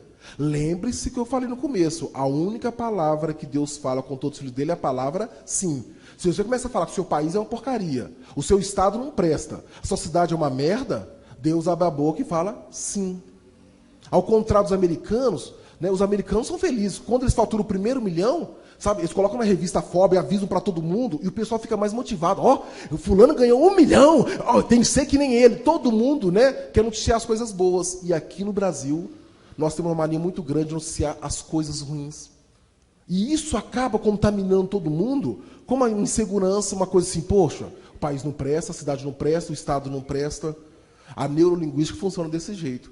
Então, quando vocês assistirem televisão ou abrirem um jornal, comecem a peneirar, tá? E ver até que ponto realmente vale a pena você fazer parte, sabe, de toda essa estrutura que fala que esse país, esse nosso estado não tem jeito. Bem, mas aí então, lá fui eu com a FEBEM. Quando eu chego lá, eu pensei que a FEBEM fosse um castelo encantado, com muro de algodão doce, ponte levadiça, na portaria duas mulheres louras, tipo a Xuxa e a Angélica, pulando corda e cantando para mim, parabéns, parabéns. Quando eu chego no tal de FEBEM, lá em Minas Gerais, a minha escola tinha um muro de 3 metros de altura, com mais 3 metros de grade em cima. Era um portão de ferro retorcido, nada de Xuxa nem Angélica. 2 policiais na porta, com um castete na mão, olhando assim para mim. Mas pelo menos o portão se abriu como se abre os portões de contos de fadas. E fez aquele barulho assim de... E quando eu entro com a minha mãe, o portão se fecha como se fecha os portões de castelo de terror. E aí começa, gente, o meu contato com aquelas pessoas que eu falei. Pessoas simples, comuns, ordinárias. Com pessoas que não têm noção que a resposta e a atuação delas muda completamente a vida delas e a vida das pessoas. Tem gente que passa pela vida e acha, não faz diferença nenhuma nesse mundo. Gente, qualquer pessoa é uma peça fundamental. Cada cidadão nessa cidade tem um compromisso muito grande para o desenvolvimento dela. E a própria inércia que a pessoa fala, não posso fazer nada, acaba atrasando a cidade. Eu vou mostrar isso, como é que funcionou. A primeira profissional que me atendeu lá na FEBEM, eu vou falar daquelas pessoas que me atenderam, não dos profissionais, tá? Como eu disse no começo, toda profissão é nobre, é digna. Só que algumas pessoas estão na área errada, fazendo coisa errada. A primeira mulher que me atendeu foi uma tal de assistente social. Lá veio a minha, gente, o perfume que ela usava não era o tal de Chanel número 5, aquele caro não. Era o Chanel 300, mais forte que o número 5. Porque o cheiro do perfume dela vinha meia hora antes dela virar a esquina. O cheiro vinha depois que ela apontava. E era uma pessoa que caiu de paraquedas naquela instituição, porque ela não tocava em nada para não se contaminar. Para ela tudo era sujo, tudo era porco. Lá veio ela, se desvencilhando. Quando bate o olho em mim, ela viu que eu era um aluno ioiôzinho. Aluno ioiôzinho, para quem trabalha em obra social já viu, é aquele que tem assim um cavanhaque de catarro, e o nariz fica assim com um catarro. Gente, eu tinha uma destreza tão grande no fio de catarro, que eu era capaz de pegar uma moedinha no chão e ver se era cara ou coroa. Era, né? Gente, a mulher olhou para mim assim, já parou, viu aquele cavanhaque e falou, menino, limpa esse nariz. Eu falei, o nariz, eu vou fazer assim, menino, com a mão não, senhor. Eu falei, com a mão não? Aí eu peguei a camisa, menino, com a mão não, senhor. Eu falei, se não for com a mão, né, com a camisa... Ah, tia, eu entendi. Aí eu fiz assim pra ela. Sabe aquela puxada que o menino dá, gente? E o cérebro não passa no nariz porque é pequeno, né? A mulher fez que nem você. Ah, seu porco, porco! Gente, eu que comi o catarro, a mulher que saiu passando mal. Né? Aí, tudo bem. Mal cheguei na instituição, ganhei um apelido de porquinho. É porquinho, era porquinho pra lá, porquinho pra cá, tudo bem. Durmo a primeira noite na FEBEM. Quando eu levanto, tomo meu segundo contato com uma educadora incompetente. Abre as portas, entra uma professora. Para mim, que tinha 6 anos, aquela mulher tinha uns 2 metros e pesava uns 220 quilos.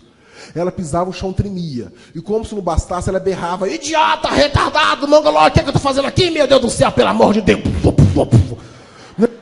E sentava a gente na mesa, a perna da mesa assim, mas era uma profissional de peso, ela sabia o peso dela, freou antes da mesa quebrar, ela enfiou a mão na bolsa, tirou uma revista, aquelas capricho caríssimas, fotonovelas, preto e branco que tinha, começou a folhear aquilo, uns 500 minutos no pátio, né? Ela lá folheando, falou, preparem, tudo que eu fizer, vocês têm que fazer, vamos lá? Faça assim com a mão, e é 1, e é 2, e é 3, e é 4, continue, e é 5, e é 6, e é 7, contra a mão, e é 1, e é 2, a gente fica pulando que nem louco na frente daquela mulher, achando que aquilo é educação física. Com aquela professora eu não aprendi nada, gente. Tem umas pessoas que passam pela vida e não ensinam nada. Aliás, eu aprendi uma coisa assim, a contar até 10 de uma maneira diferente. Que ela contava até 10, era assim, ó, e é 1, e é 2, e é 3, e é 4, depois ela ficava muda de preguiça e falava, e é 5, e é 6, e é 7. Eu falei, gente, agora eu entendi o que é educação física. Educação física é adivinhar o que a professora está falando. Ela está falando 5, 6, 7, 8. Gente, e como bom aluno, eu comecei a imitar a professora no pátio. Eu ficava lá, ia 1, ia 2, ia 3. Aí meus coleguinhas passavam e falavam, nossa, aqui ele imita a professora direitinho, que nem a professora. Achei que estava arrasando, né? Tava. Até que um dia chegou na FEBEM uma tal de psicóloga. E essa mulher veio no ônibus com 40 estagiários de psicologia. Para aquele ônibus, está descendo os estagiários, eu estou lá, ia 1, ia 2, ia 3. Quando vem a psicóloga mor, a chefe da equipe, cloque, cloque, cloque. Eu estou lá, ia 5, ia 6. Falei, menino, você, faz favor? Ele falou, vem cá, conte até 10 para mim. Eu, hã? Ela, conte até 10. Eu pensei, opa, minha chance de mostrar que eu aprendi educação física. Lá vai, tia, vou contar aqui, ó. Ia 1, ia 2, ia 3, ia 4. Quando eu fiz? Ia 5, ia 6. Falou, gente, olha aqui, ó, primeiro caso de retardo mental, vocês viram? Eu fui chegando, pensando que esse menino tinha um problema. Eu falei, eu problema? Falei, repete, filho, para os outros verem. Eu falei, não, se ela mandou repetir, é porque foi bom demais da conta, né? Então eu vou dar o máximo de mim na repetição. Lá vai, dona aqui, ó, ia 1, ia 2, quando eu falei, esse menino deve ter dislalia, dislexia ou descalculia. Ele tem problema sério. E a mulher me levou para dentro do ônibus para fazer uma avaliação psicológica. Eu tinha 6 anos de idade quando acharam que eu tinha problemas. Me sentaram numa mesa compridona, os estagiários estavam na minha volta com uma tabuleta na mão, olhando para mim. O que eu fazia, os estagiários anotavam. Se eu respirasse, eles anotavam, respira, o menino respirou. Se eu soltasse um pum, eram capazes de cheirar. Não, que estagiário faz qualquer coisa no começo de carreira, já viram? Estagiário dá sangue pela cidade, pela empresa, depois vão esmurecendo um pouquinho, né? Estava eu sentado na mesa, eu era uma criança hiperativa. O hiperativo é aquele menino ligar na tomada 220, já viram? Fica tim, tim, tim, tim, tim, tim, tim. Você manda ficar na fila e está cutucando os outros. Quem tem filho assim é aquele que o pai todo dia vai na escola pedir, pelo amor de Deus, para dar mais uma oportunidade para o filho. Antigamente, só tinha 1 ou 2 em cada sala de aula. Há uns 10 anos atrás, começaram a ser uns 10 a 15. Gente, daqui a 5 anos, eles vão dominar as salas de aula e as escolas. Se o professor não se preparar, os hiperativos vão dominar esse mundo, né? Pois, pessoal, a mulher veio passando com um quebra-cabeça de 6 peças, né? Quando ela colocou na minha frente, assim, e virou para explicar para os estagiários o que ela ia fazer, eu gritei, tia, acabei! Eu já tinha feito, né? Ela falou assim, pessoal, eu estou combinando um brinquedo para mim. Aí veio um outro quebra-cabeça de 30 peças. Fih, outro quebra-cabeça, peguei, tia, acabei. Ela... Um outro quebra-cabeça de 40 peças. A gente só tinha quebra-cabeça ali. Estava tão sem graça a brincadeira, que uma hora que eu distraí e errei. Na hora que eu errei, gente, a tal de psicóloga deu o nome de uma doença que eu tinha, que eu nem sabia que eu tinha. O pessoal fez, oh! Aí veio uma estagiária morrendo de dó de mim porque eu tinha aquela doença e me deu um biscoitinho para me consolar. Na hora eu entendi todo o recado, gente. Toda vez que eu acerto, não acontece nada. Mas quando eu erro, a mulher me dá uma doença e a outra me dá o biscoitinho. Então, um grande lance da vida é você errar sempre, para você ganhar ajuda, né? Gente, eu comecei a errar de propósito. Pegar a pecinha redonda, eu colocar a buraquinho quadrado. É aqui, dona, ô, dona, errei, deu biscoitinho. Aqui, moça, errei outra vez. Errei tudo que podia, comi um pacote inteiro de biscoito recheado, tomei 2 xicrinhas de café com os estagiários, mas saí do ônibus cheio de doença, gente. A mulher falou uma tal de dislalia, dislexia e descalculia. Para quem não sabe o que é isso, eu vou explicar rapidamente. Dislalia é uma doença que manifesta ao nível da fala. Quando a pessoa fala embolado, gaguejando, atrapalhado, ou fala rápido, que nem eu falo, tem dislalia. Eu realmente tenho dislalia, que eu falo muito rápido. É efeito da minha hiperatividade. Eu penso rápido, quero falar tão rápido como estou pensando. Dislexia, dificuldade na leitura e na escrita. Quando o menino escreve invertido, de cabeça para baixo, faz inversão silábica, tem dislexia. Descalculia, dificuldade na matemática. Mas ninguém me explicou que era isso. Sabe o que eu pensei? Deve ser uma doença que dá no corpo da gente, né? Eu então saí do ônibus mancando. Gente, que ela tem dislalia, tem dislexia, tem descalculia. Pessoal, o que é isso? Você falou que eu tenho. Pergunta lá para você ver, né? Gente, aí eu comecei a perceber, gente, que ser doente e ser coitado é a melhor coisa nesse Brasil. Todo mundo passa os doentes, coitados, na frente, né?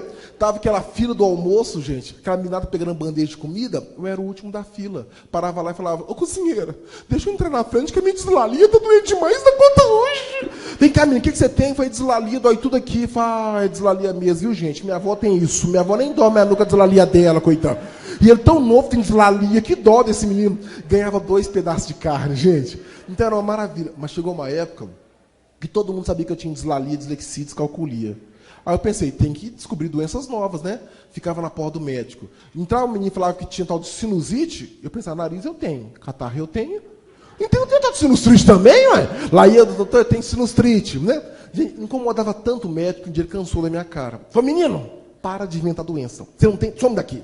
Só volta aqui o dia que estiver quase morrendo com uma doença. Fica incomodando o médico à toa, inventando doença. Eu falei, você vai ver, um dia que tiver doença, né? Voltei, gente. Estava no pátio, quando passa uma faxineira e grita com a outra, ô, fulana, a nossa colega morreu com câncer no útero, tá sabendo? Não brinca, morreu, minha filha. Câncer no útero. Eu falei, tia, o que é isso? Fala, Roberto, câncer no útero. Isso mata, não tem cura, não. Eu... Já senti o câncer subir na minha perna à procura do meu útero, né? Voltei quase sem ar pro médico. Doutor, descobri o que eu tenho. Falei, o que você tem, menino? Eu falei, câncer no útero, tá? Aí ele começou a rir, que nem vocês estão rindo. Eu falei, é sério, é nos 2 úteros. É nesse e nesse aqui, ó. A mulher morreu com isso aí. Gente, eu saí dali arrasado, gente. E daquele dia em diante, eu quis abandonar a medicina. Eu estava decidido a ser médico, pelo tanto de doenças que eu já conhecia. Quando eu vi que o médico era o cara que ria da desgraça alheia, eu abandonei a medicina, nunca mais quis ser médico, né? Aí começaram as minhas fugas da FEBEM. Com 8 anos, eu tinha fugido 12 vezes da FEBEM. Não sabia ler nem escrever com 8 anos de idade. Mas descobri uma coisa interessante. E isso serve como uma lição, até eu passo para meus filhos. O bom contador de histórias é aquele que conta as histórias que as pessoas gostam de ouvir. O bom vendedor é o que vende o produto que as pessoas querem comprar. Assim como o bom professor, gente, é aquele que desenvolve a metodologia que os outros querem, né, aprender. Você tem que estar sempre oferecendo alguma coisa para as pessoas terem um certo interesse, né? Eu sabia que na rua, os meus colegas gostavam de ouvir histórias. Toda criança gosta. Só que as tias da FEBEM liam história de porquinho, de gatinho, de boizinho. Gente, meninos que tinham 12, 13 anos de idade, ouvindo a história do Lobo Mau, os 3 porquinhos, os meninos estavam acostumados já com a realidade de rua, história de atropelamento, de crime, tudo sai sangue, né? Eles gostavam. E até hoje, todo mundo sabe, a primeira página do jornal que um homem abre, né, quando compra o jornal, é esporte e depois polícia. É ou não é? Ele tem que ver essas notícias, né? Os meus colegas gostavam disso. Eu não sabia, né, eu sabia ler, mas eles também não sabiam. Aí um dia eu peguei o jornal e falei, gente, vem cá, eu vou ler para vocês. Falei, ninguém, você sabe ler? Quando perguntaram, você sabe ler? Eu decidi a minha vida. Porque eu estava sendo treinado na FEBEM até aquela postura de olha para o chão, seja humilde, nunca se vanglorie, nunca fale nada a seu respeito. Ou sempre olhando para o chão. Humildade, né? Ao passo que o estilo americano é, não sei, mas eu posso tentar. Né? Eu escolhi a segunda opção. Eles perguntaram, você sabe ler? É claro que eu sei. Com 2 meses eu aprendi. Eu estava no berço, eu li a Bíblia todinha para minha mãe com 2 meses. Falei, com 2 meses você sabia ler? Pô, deve ser foda mesmo, né? Então lê aí. Como eu disse, eu não sabia, mas eles também não sabiam ler, né? Aí eu peguei o jornal, mas eu sabia o gosto deles, né? O homem gosta de atropelamento, sequestro, crime, atentado. Falei, lá vai. Uma mulher morreu atropelada na linha de trem de ferro. O trem passou 14 vezes em cima dela, mas ela não morreu na hora. Ela ficou gritando, ai, ai, ai, pelo amor de Deus, quem me acode? Para a mulher morrer, o homem teve que descer e dar um tiro de escopeta na cara dela. Pim, aí ela morreu. O pessoal estava passando na rua, parou. Falou, menino, onde foi isso aí? Viu? Quando eu fiquei tanto dia na minha volta, eu dei detalhe de hora, de local, o nome da mulher, né? E o pessoal falou, nossa, me lê bem demais da conta, hein? Aí falei, lê melhor que a tia da FEBEM. A tia da FEBEM é história de porquinho, de gatinho, ele é história de legal, né? Eu não sabia ler nada. E quando chegava um concorrente, um adversário, eu podia ficar com medo. Não, eu nunca tive medo da concorrência ou dos adversários. Gente, concorrência nada mais é que o cachorro preto que te faz correr na frente. Experimente. Coloque você numa pista de 100 metros. E vou soltar um pitbull atrás de você. Pode ser uma velha de 92 anos. Ela bate o recorde mundial na corrida. É só você ter uma pressão atrás de você, o cachorro preto, a concorrência, que te obriga a ficar na frente. Meu colega sabia ler, mas tinha sido treinado para tal humildade, não fazer a propaganda dele. Então ele já começava a propaganda, começava a leitura com a propaganda contrária. Falei, gente, Eu vou ler, tá? Só que eu não sou muito bom, não, tá? A professora me falou que eu sou muito burro. Então eu acho que eu sou burro, que eu leio muito devagar. Então vocês me perdoam de uma vez, que eu não sou muito bom, não, que tem gente que lê muito melhor do que eu. Os caras, tá pedindo muita desculpa antes da hora.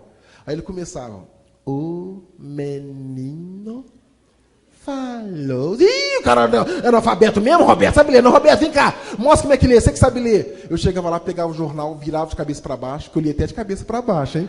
Nossa, o cara é foda, o cara é bom mesmo, né? Lá vai aqui, ó. O menino caiu do 15º andar de um prédio. Ele quebrou os 2 braços e as 2 pernas. Quando chegou no pronto-socorro, o médico demorou a atendê-lo. Ele então cortou o pescoço do médico com uma navalha. O médico levou 88 pontos, nunca mais demorou a atender ninguém. Pessoal bem feito, tem que cortar o pescoço, ó. Demorou a atender o coitado. A turma aplaudia, gente. Com 9 anos, eu tinha fugido 48 vezes da FEBEM. E quando você se propõe a educar, você tem que ficar atento às idades do seu filho, porque cada idade tem um interesse. Com 9 anos, o menino se acha o cientista do mundo, né? Eu descobri que falar bem era fundamental. Só que eu morava na rua. Então, um menino com 9 anos, quando está na sua casa, ele começa a prestar atenção muito, de uma maneira interessante, qual a forma que você fala, qual a forma que a professora fala, qual a forma dos colegas, né, falar. Então, ele está atento a tudo. Eu só vivia na rua. Então, de 10 palavras que eu falava, 11 eram palavrões. E os meus colegas achavam legal. Pô, o cara é desbocado, né? O cara fala bem demais. Eu achei que estava arrasando, né? Até que um dia me mandaram para uma escola da FEBEM, que era dirigida por umas irmãs de caridade. E eram umas irmãs sexy, sagenárias. Deram aula para um tal de Piaget e Vygotsky no século passado. Estavam lá, gente. Chego eu com meus palavrões. Aí um dia uma irmã fala comigo assim, imbecil, estúpido, insignificante, larápio, reles, vil, torpe, ínfimo. Falei, não, irmã, coisa bonita, isso é poesia? Aí um colega falou, tá te xingando palavrão, trouxa. Eu falei, isso aí é o palavrão da irmã? Aí eu falei com a irmã, irmã, eu vou ensinar um palavrão legal para a senhora, para você falar com os outros. Eu falei, irmã, vai tomar banho. Quando eu mandei a irmã tomar banho, ela pulou para trás. Menino, o que você falou comigo? Eu percebi que ela ficou nervosa, com simples vai tomar banho. Eu falei, irmã, vai tomar banho em bunda. Ô, menino, o que ele falou? Eu falei, irmã, vai tomar banho em bunda e perereca. Quando eu falei perereca, a irmã, buf, caiu no chão. Aí eu vi que a perereca era o ponto fraco dela, gente. E quando o filho descobre o seu ponto fraco, o filho abusa, eu não é? Eu dei adjetivo de perereca, perereca grande, cabeluda, recheada, careca, amanteigada, com creme de leite, com cereja. Gente, a irmã não sabia que existiam tantas pererecas no mundo. Não, ela achava que a dela fosse a única, suprema, universal. Quando ela descobriu que tinham outros com sabores e gostos diferentes, eu não sei se foi derrame ou ataque cardíaco. A boca da mulher entortou. Né? Ela entortou todo, saiu com a boca espumando, saiu de ambulância da FEBEM. Voltou um mês depois com o braço na tipóia, olhou para mim com uma cara que não era de irmã de caridade e fez o laudo que ia mudar minha vida. Ela escreveu baseada em Piaget, Vygotsky, Lafontaine, Freud, Jesus Cristo, tudo que é mais sagrado. Esse menino não tem jeito, ele é irrecuperável. Puf! Pronto, eu agora ganhei o atestado de doido. E o pessoal vivia me culpando, porque a irmã está toda torta agora. Eu só me perguntar uma coisa. Segundo me falaram, aquelas irmãs, elas estavam ali por opção. Escolheram trabalhar naquela escola para ajudar, porque eu gostava do que faziam. Eu só não entendi por que as pessoas entortam a boca, estressam, dão um infarto, fazendo coisas que elas se propõem, coisas que elas gostam. Quando você se propõe a fazer alguma coisa, faça rindo, faça por prazer. Tenha certeza disso. No momento que começou a te estressar, te esgotar, está na hora de você dar um tempo, então. Porque não tem sentido nessa vida você, né, perder os cabelos, estressar, morrer fazendo coisas que é para agradar, né, para te dar prazer. Com 9 anos, com 10 anos de idade, eu já tinha fugido mais de 100 vezes da FEBEM. Com 13 anos, tinha fugido 132 vezes. E com 13 anos, aconteceu uma coisa que eu quase morri. Um dia eu quis fazer parte de uma turma de meninos maiores do que eu. E se você não cuida, não zela do seu, né, pelo seu filho, sem dúvida alguma, ele vai buscando opção na vida. O ser humano difere das outras raças, porque as outras raças, a gente, com um mês de vida, 2 meses, 2 dias, já tem tudo na cabeça o que eles vão fazer o resto da vida. O ser humano está sempre buscando. Com 13 anos, eu estava buscando alguma coisa, mas não tinha adultos para me influenciarem. Conheci uma turma de pivetes, de meninos maiores do que eu. Os caras tinham 17, 18 anos de idade. Faziam assalto à mão armada. E eu, com 13 anos, achei que já era malandro o suficiente para ficar naquela turma. Quis fazer parte da turma deles. Só que tinha um ritual de iniciação que eu não sabia. O grupo que recebia o novato dava uma prova de fogo para o novato. Às vezes defecavam no chão, o novatinho tinha que comer o cocô de todo mundo. A prova de fogo podia ser espancar o novato, estrupá-lo. Eu não sabia que tinha todo esse ritual. Estava lá debaixo do viaduto com aqueles caras bem maiores que eu tinha 13 anos. E eles falaram, neguinho, vem cá, está na hora da sua prova. Ele falou, opa, qual vai ser minha prova? Ele falou, você vai ser a nossa mulher essa noite. Eu falei, nossa, o quê? Ele falou, nossa mulher. Eu falei, dá licença, não tem jeito não. Levantei para correr, me derrubaram no chão com uma rasteira. Um outro veio e me quebrou um cabo de vassoura nas costas que eu vi literalmente estrelas. Um tinha um calçado emborrachado, chamado quichute, tinha uma ponta de borracha. Ele me chutou o rosto, com aquilo que me rasgou a sobrancelha, o sangue começou a jorrar no meu rosto. Naquela noite me bateram tanto, mas tanto, que me deixaram caído nos trilhos da rede ferroviária federal. E eu fui tomado de uma tristeza tão grande, ou uma inutilidade tão fatal, que a minha vida foi passando em questão de segundos pela minha mente. Tipo assim, meu pai não me quer, minha mãe não me quer, meus colegas não me querem, os professores não me aceitam, nem as irmãs de caridade têm paciência comigo, por que eu vou ficar vivo? Busquei um sentido para ficar vivo, não tinha nenhum. E pela primeira e única vez na minha vida eu pensei em suicídio. Eu puxei meu corpo para cima dos trilhos da rede ferroviária federal, deitei em cima do trilho, eu pensei, o trem passa e acaba com esse sofrimento. E eu desmaiei. Só que eu fui tão azarado, ou tão sortudo, que eu deitei numa linha, o trem passou na outra. Eu falei, não é possível! Nem para morrer eu sirvo! Mas não. Eu descobri que quando não é hora, não é hora. Gente, e o grande lance da vida, eu descobri uma coisa, é que todas as dores doem à noite. O grande lance é você insistir e esperar o dia amanhecer. Quando o dia amanhece, presta atenção, parte das dores vão embora. E você tem um dia inteiro para procurar ajuda. E não existe um ser humano na face da Terra que a vida seja só dia, dia, dia. Todo mundo tem dias e noites, dias e noites. Então saiba suportar as noites da sua vida, porque no dia seguinte você vai continuar vivo, vai buscar ajuda. Um taxista me viu machucado, ele me colocou no táxi e me levou para o pronto-socorro. Foram 72 pontos pelo corpo afora. Fui devolvido à FEBEM 3 dias depois, e chego lá e encontro um dos rapazes que tinha me espancado na rua. Se ele contasse que tinha tentado me estrupar na rua, a minha fama de bad boy, de menino mau, de pivete, ia por água abaixo. E para não contar nada, eu rolei numa briga feroz com aquele meu colega que quebrava os dentes da boca dele com uma bola de sinuca. E é claro que ele me machucou demais, eu já estava todo costurado. Fui parar numa cela de castigo, um cubículo de 1,5 m por 1,5 m com um vaso sanitário. Na minha época, um aluno ficava até 3 dias numa cela como essa, sem comer e sem beber água. Se ele quisesse beber água, ele tinha que defecar e urinar no chão da cela para beber água de dentro do vaso sanitário. A única fonte de água que tinha era do vaso sanitário. Aí você parava a mão na parede do vaso para beber daquela água. Estava lá na primeira noite, deitado no chão da cela, que eu estava machucado, entrou o instrutor com um balde de água e jogou no chão da minha cela. Segundo ele, o castigo é ficar de pé. E eu fiquei a noite toda de pé. Quando amanheceu o dia, meus pontos começaram a infeccionar. Ele, movido de dó, ele abriu a minha cela. Quando eu estava colocando o pé para fora, ele, como estava encurtando a minha pena, como eu não estava ficando 3 dias, fiquei só uma noite, e ele se sentiu no direito e me deu 2 tapas no rosto. Sabe aquele tapa masculino, pesadão, que você escuta o barulho por uns 20 anos ainda, suando no seu ouvido? E ele fez a previsão do meu futuro. Primeiro, ele mandou que eu agradecesse aquele tapa. Que se a gente castigar um menino quando é pequeno, quando o menino cresce, ele fica com medo de apanhar e não faz mais coisa errada. E a outra coisa é que ele me deu um pão com manteiga, que foi o pão mais amargo que eu comi na minha vida, porque ele começou a falar que tinha 30 anos de experiência naquela área, e meninos como eu iam morrer cedo. Ele sabia que eu ia virar marginal, que eu seria assaltante, estrupador.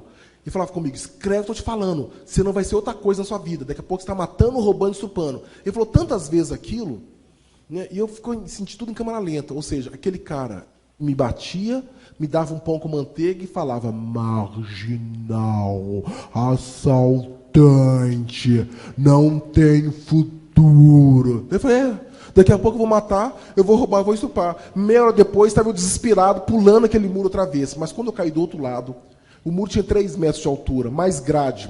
Eu caio e me esborracho no chão, me doeu tanto o corpo e o espírito, que pela primeira vez eu me senti insuflado de uma coisa tão estranha.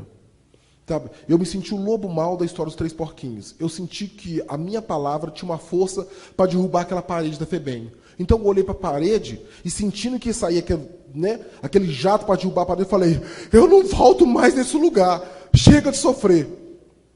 Nesse dia, eu descobri mais tarde que aquela minha indignação provocou uma coisa interessante. Fé. Eu acreditei que eu não ia mais sofrer. Eu estava decidido. E quando você tem fé, você decide uma coisa. Ou você leva a sua fé para uma coisa otimista ou para uma coisa pessimista. Porque com a fé você é capaz de matar. sabe? Ou também é capaz de salvar uma vida. Eu falei, eu não volto mais aqui. Chega de sofrer. E como eu disse no começo, a única palavra que Deus fala com todos os filhos dele é a palavra... acho que Deus virou e falou, sim, meu filho, chega de sofrer.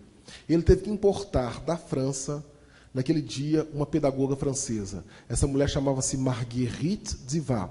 A mulher chega no Brasil, quis conhecer o país tropical, tranquilo, paradisíaco, quis conhecer a FEBEM de Minas Gerais, que, segundo a propaganda que viu na televisão, era a melhor escola para criança carente do Brasil. Na hora que ela chegava no carro do consulado, eu fui presa a 2 quarteirões de distância. Estava todo machucado, né? Me colocaram na Kombi da FEBEM, me devolveram. Estava sentado no banco de cimento, olhando para trás, para o chão.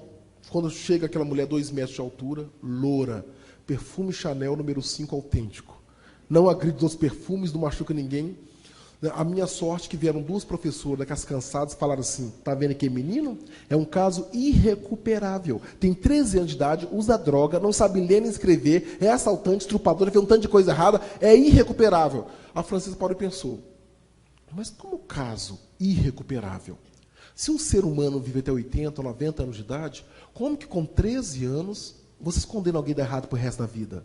O ser humano vive até mais tarde, não pode aprender infinitamente. Fala, mas não tem jeito, já tentamos de tudo, não tem jeito. A francesa falou assim, eu vim conversar com algumas crianças, eu quero conversar primeiro com aquele, o irrecuperável. O pessoal deixa de ser bobo, veio de longe para falar com aquela porcaria. Pela primeira vez na minha vida, alguém se aproximou de mim, e antes de falar alguma coisa da minha cor de pele, antes de sentir o meu cheiro de xixi, antes de observar meu cabelo com piolho, ou o meu nariz com catarro, aquela mulher não mandou nem que eu olhasse para os olhos dela. Eu estava olhando para o chão, sentado no banco, quando chega aquela mulher, coloca a mão no joelho, olha nos meus olhos, ela me sorriu com os olhos. Ninguém nunca tinha... Ela me sorriu com os olhos e falou assim, com licença, por favor, eu gostaria de conversar com você. Gente, pela primeira vez alguém falava com licença e por favor. Eu falei, coitada, até a língua presa, vai falar tudo errado. Ela falou, não, eu não falei errado, é que eu moro no lugar onde todo mundo vai falar assim como eu. Ele falou, que nem na colônia de leprosos, quem tem lepra fica lá trancado. Ela falou, não, não é lepra, não, é que eu moro do outro lado da terra, é que a terra é redonda, fica terra redonda, senhora. Já andei esse todo nunca vi redondo, que redondo é esse? Achei que a mulher fosse louca. Fugi aquele dia mesmo da FEBEM. 3 dias depois estava eu na rua, quem eu vejo me chamando? Roberto! Roberto! Está lembrado de mim? Foi ela, vem a doida francesa, falar que a terra é redonda, que ela mora não sei aonde.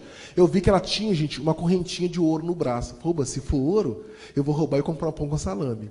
Lá fui eu para dar o bote na correntinha, mas quando eu cheguei perto dela, em vez dela esconder o ouro, como todo mundo fazia quando eu chegava perto, né? Disfarçava, ela ficou passando na minha cara. Ui, aquele dia você fugiu. E eu assim. Eu falei, não deve ser ouro, não. Porque o que é valioso, todo mundo esconde. O que é fuleiro, todo mundo mostra. Deve ser uma porcaria. Gente, era ouro mesmo. Só que ela tinha uma outra noção, uma outra medida de valor. Ele falou, aquele dia você fugiu da FEBEM, lá me pensei uma escola tão bom, foi tão bom. Eles mostraram a cela para a senhora. Ela falou, cela? Que cela? A senhora não viu pau de arara, não? Ela, pau de arara? O que é pau de arara? Aí eu descrevi o que era a FEBEM que eu frequentava. E pela primeira vez da minha vida, gente, alguém me ouviu. Quando eu terminei, ela estava comovida e falou assim, Roberto, eu poderia falar com você, vai com Deus, siga o seu caminho, Deus te ama, eu não vou me envolver, que não é meu problema. Mas será que eu, enquanto pessoa, conseguiria voltar para a minha casa, colocar minha cabeça no travesseiro? Será que eu conseguiria dormir tranquilamente, fingindo de conta que eu não ouvi a sua história, ou que eu não posso fazer nada para te ajudar? Eu falei, essa mulher está ficando doida. Ela falou, olha, vou ficar 1 semana em Belo Horizonte. Você gostaria de ficar 1 semana comigo no meu casa? Eu quero gravar uma entrevista para mostrar no meu país. Eu falei, morar com a senhora 1 semana? Ela, sim. Rouba, agora que eu vou roubar tudo que eu tenho direito da casa dela. Sabe o que eu pensei em roubá-la, gente? Olha por quê. Tudo tem um motivo, tá? A primeira vez, quando eu fui adotado da FEBEM, eu tinha 8 anos de idade. Um casal me tirou da FEBEM e disseram que eu seria adotado. Quando eu chego na casa deles, eles me dão um quarto no fundo do quintal, onde ficava a cama quebrada, o fogão quebrado, a geladeira quebrada, tudo que não prestava, ficava ali. Inclusive eu, o Roberto Carlos. O casal tinha um filho que morava dentro de casa com eles. Eles tomavam café de manhã na mesa e eu cortava a grama e limpava a piscina. A minha função na família era cortar a grama e limpar a piscina. E nem ia para a mesma escola que o filho deles iam. Senti que jamais seria filho daquela família mesmo, Fugi daquela casa. Outra vez eu tinha 12 anos, estava eu na rua, vendo televisão em frente a uma loja, passa um senhor de carro e fala, ô menino, tô com dó de você. Quer morar na minha casa? Foi um pai, e dono de carro, um pai rico. O cara me levou, colocou no carro, me levou para a mansão que ele tinha. Gente, o cara era tão legal comigo, que me deu um quarto, na casa dele tinha cama de casal. Falei, que pai legal que eu arrumei. À meia-noite, de banho tomado, deitado na minha cama de casal, né, a porta do quarto fez... E o cara queria ser meu pai, entrou peladão, querendo mostrar o amor que ele tinha para me dar. E olha que o amor era grande, gente. Quando eu vi aquele amor todo... Ah, não, é muito amor pra mim, mano. Pulei a janela e caí na rua. Aí meus colegas me advertiram. Neguinho, deixa de ser trouxa. Se alguém te passar a mão na rua, na sua cabeça, e falar que te ama, vai querer que você compra droga, vai querer que você limpe piscina, vai querer fazer bobagem com você. O tal de amor é só pra te usar. Eu falei, não sabia, não. Gente, a partir daquele dia, eu me tornei aquele adolescente que nega o toque de todo mundo. Já viram? Você vai encostar a mão no menino, o menino leva que choque? Tipo assim, vai me trocar afeto por alguma coisa. A francesa me levou para a casa dela. Quando eu entrei na casa, eu pensei, o que ela vai fazer comigo, hein? O que ela vai fazer? Ela entra na casa e fala, no primeiro dia que eu te vi, eu descobri que te amava. Faz sem vergonha. Ela veio um tal de amor. Ela me deu um quarto, eu fechei a porta do meu quarto, coloquei o pé, segurei a maçaneta, falei, lá vem ela, daqui a pouco vai entrar pelada, bem assim, ó, vem cá comigo, vem cá. Né? E eu lá rezando. Ela vem e bate, Roberto, você tomou banho? Eu falei, não senhora, eu estou fedendo ainda, o que foi? Eu falei, calma, só queria que você fizesse um lanche comigo na mesa do jantar. Eu falei, pronto, vai ser em cima da mesa. Quando eu chego, gente, na sala do jantar, em cima da mesa tinha pão, bolo, biscoito, refrigerante, suco, mais de 20 qualidades de pão e biscoito. Tudo o que tinha de comer naquela casa, ela colocou em cima da mesa. Até arroz e feijão.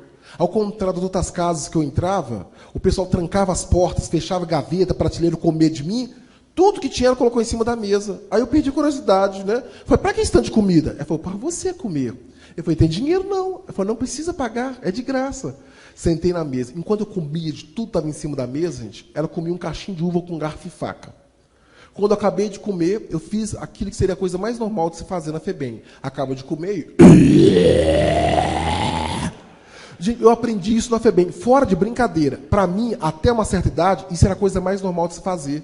Toda vez que eu acabava de comer na FEBEM, eu dava um arroto, e a professora, em vez de me corrigir, ela só gritava, ó seu porco! Então eu fui crescendo ouvindo isso. Quando alguém acaba de comer, dá um arroto, e alguém grita, ô porco! E se você ouvir alguém arrotando, grita, ô sua porca! Né? Alguma coisa assim. Eu dei um arroto esperando que ela me cumprimentasse, ela não cumprimentou não. Eu falei, não ouviu meu super arroto? Mas ela vai sentir isso aqui, ó. Sabe aquele pum terrorista? O pum terrorista, vou explicar para vocês, isso é ciência. O pum terrorista é cheio de antraz. Se você respirar, você morre asfixiado. Se você não respirar, morre sufocado. E tem marido que solta debaixo da coberta ao lado da esposa. Tentativa de assassinato, com certeza, né? Gente, soltei um pum, a mulher ficou vermelha, mas não falou nada. Eu falei, não vai falar nada? Não é possível. Mas eu vou falar mal dela, vai me bater. Eu falei, dona, só parece retardada, mongolóide, débil mental. Ela deu uma gargalhada, falou, Roberto, desculpa se eu pareço louca. É que eu falar uma língua diferente, eu falo francês. Falta de francês não existe não, minha senhora. Ela falou, não existe? Tudo que você quiser saber no meu língua, você me perguntar, qu'est-ce que c'est? Eu falei, qu'est-ce que c'est? Eu falei, tá bem. Qu'est-ce que c'est, dona? Ela falou, c'est une fleur. É uma flor. Eu falei, fleur, né? Eu mostrei a janela. Dona, qu'est-ce que c'est? C'est une fenêtre. Janela. Dona, qu'est-ce que c'est? C'est un pantalon. É uma calça. Qu'est-ce que c'est? C'est une chaussure. É um sapato. Vou pegar essa mulher agora. Truncar a sílaba tônica inconscientemente e colocar a variante ariarie. Hã? Ah, minha burra não entendeu nada, meu Deus do céu. Aí começamos a trocar. Eu ensinava a língua do ariarie, ela me ensinava o tal de francês. Gente, em vez de ficar um dia na casa dela, uma semana, foi ficando 2 semanas, 3 semanas, 4 semanas.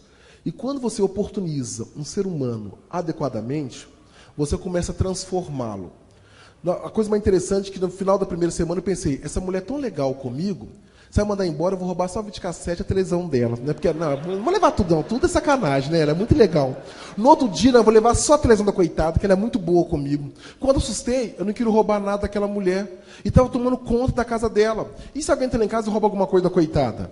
Até a faxineira ficava tomando conta. Dona, o que você está varrendo aí? Olha a perna, mão na parede, vou dar uma geral. Ô, menino, que negócio é esse? Eu sou faxineiro, sou ladrão. Não, falei, não vai roubar nada aqui não, viu? Eu estou tomando conta da casa. Gente, no terceiro mês de convivência, eu já achava que tinha nascido no país errado, na hora errada. Para mim, eu tinha nascido na França, quando era pequeno, fui raptado lá, me trouxeram para esse país chamado Brasil, né, onde aqui eu era um infrator, né, um beligerante, e agora estava encontrando com as minhas raízes. No final de um ano de convivência, eu já estava em estado de graça. Aí veio a bomba. Ela chega e fala que o visto dela estava vencendo no Brasil, se ela não renovasse, ela teria que voltar para a Europa. E eu pensei, pronto. Fiquei um ano que nem bobo, comendo com talher, sendo educadinho, abrindo porta do carro, falando au revoir, enchanté, agora me coloca para fora. Foi tudo bem. Ela vai mandar embora, só que agora eu vou voltar para a rua e vou assaltar em francês. Já pensou? Eu na porta de um hotel, com um revólver na mão, falando, l'argent, s'il vous plaît, o dinheiro, por favor. O pessoal pede francês, olha que chique, importado. Todo mundo queria ser assaltado por mim, mas me doía a ideia de perder aquela mulher. Aí eu pensei, antes que ela me abandone, eu vou ter certeza se ela me ama ou não. Eu vou mostrar que ela não gosta de mim. Entrei no quarto dela, onde tinha um banheiro. No banheiro tinha uma banheira. Tampei o ralo da banheira, molhei uma toalha, coloquei no ralo do chuveiro, deixei a banheira enchendo de água. A banheira transbordou, molhou o quarto, molhou a casa. Quando ela chegou em casa, eram 2 horas da madrugada, meu coração estava 1000 por hora. Eu sabia que naquela noite eu ia perder a pessoa mais fantástica da minha vida. Mas eu tinha que voltar para a rua com a certeza que eu não era capaz de fazer com que ninguém sentisse afeto por mim. E que aquele sentimento que estava sendo desenvolvido por ela, eu tinha que matar aquilo. Esse negócio de querer respeitar as pessoas era bobagem. Ela estava quase conseguindo me convencer, mas naquela noite eu ia provar que ela não gostava de mim. Quando ela chega em casa, 2 horas da manhã, eu estava deitado em minha cama e estava com aquela vontade de chorar, gente. Mas eu tinha feito 14 anos de idade, eu não sabia mais converter sentimentos em lágrimas. Eu estava tornando aquele menino enrijecido. Eu fiquei mordendo meu travesseiro para tentar engolir o choro. Ela abre a porta, pisa no carpete molhado da sala, ela fala, Mon Dieu, qu'est-ce que c'est passé? Meu Deus, o que aconteceu? Ela foi subindo a escadaria, pisando molhado. Eu pensei que ela fosse direto no meu quarto, arrombando a porta. Só que ela foi no quarto dela, fechou a torneira da banheira, estampou o ralo, deve ter contado até 10 ou até 1000, pensei, já sei. Pegou aquela faca grandona, tá molando a faca. Ela vai entrar com a faca na mão, vai derrubar a porta, só que não derrubou a porta, ela bateu. Roberto? Toi, tu dormes? Você está dormindo? Aí eu levantei como se fosse um anjinho, né? Oh, madame, vous avez arrivé, a senhora chegou. Ela, eu abro a porta, ela entra séria no meu quarto com a mão para trás. Eu podia jurar, de tão nervoso que eu estava vendo a ponta de uma faca aqui subindo. Foi estar segurando uma faca aqui. Aí sentei na cama para facilitar o golpe, né? Tipo assim, dá o golpe, cai em cima da cama, né? Aí estou lá sentado, ela fala assim, Roberto, olha aqui nos meus olhos. Eu falo, não tô afim de olhar para a cara de ninguém, não. Eu falei, Roberto, você passou 1 ano morando comigo, usando um livro na testa, para aprender a olhar as pessoas nos olhos, esqueceu como se faz isso? Eu falei, não estou afim de olhar para a cara de ninguém. Olha que técnica fantástica dessa mulher, gente. Ela traz o problema para ela, como se ela fosse o problema. E quando você traz o problema para o seu lado, as pessoas se tornam solidárias para querer te ajudar. Ela falou, Roberto, desculpa, se eu te peço para olhar para meus olhos, é que o problema está comigo. Eu é que não consigo conversar com as pessoas sem olhar nos olhos dela. Eu só consigo falar o que eu penso quando eu vejo o olho da pessoa. Eu pensar, se o problema está com ela, então, eu vou ajudar a coitadinha, eu vou olhar para a cara dela, né? Ô mulher problemática essa mulher, gente. Olhei para os olhos dela.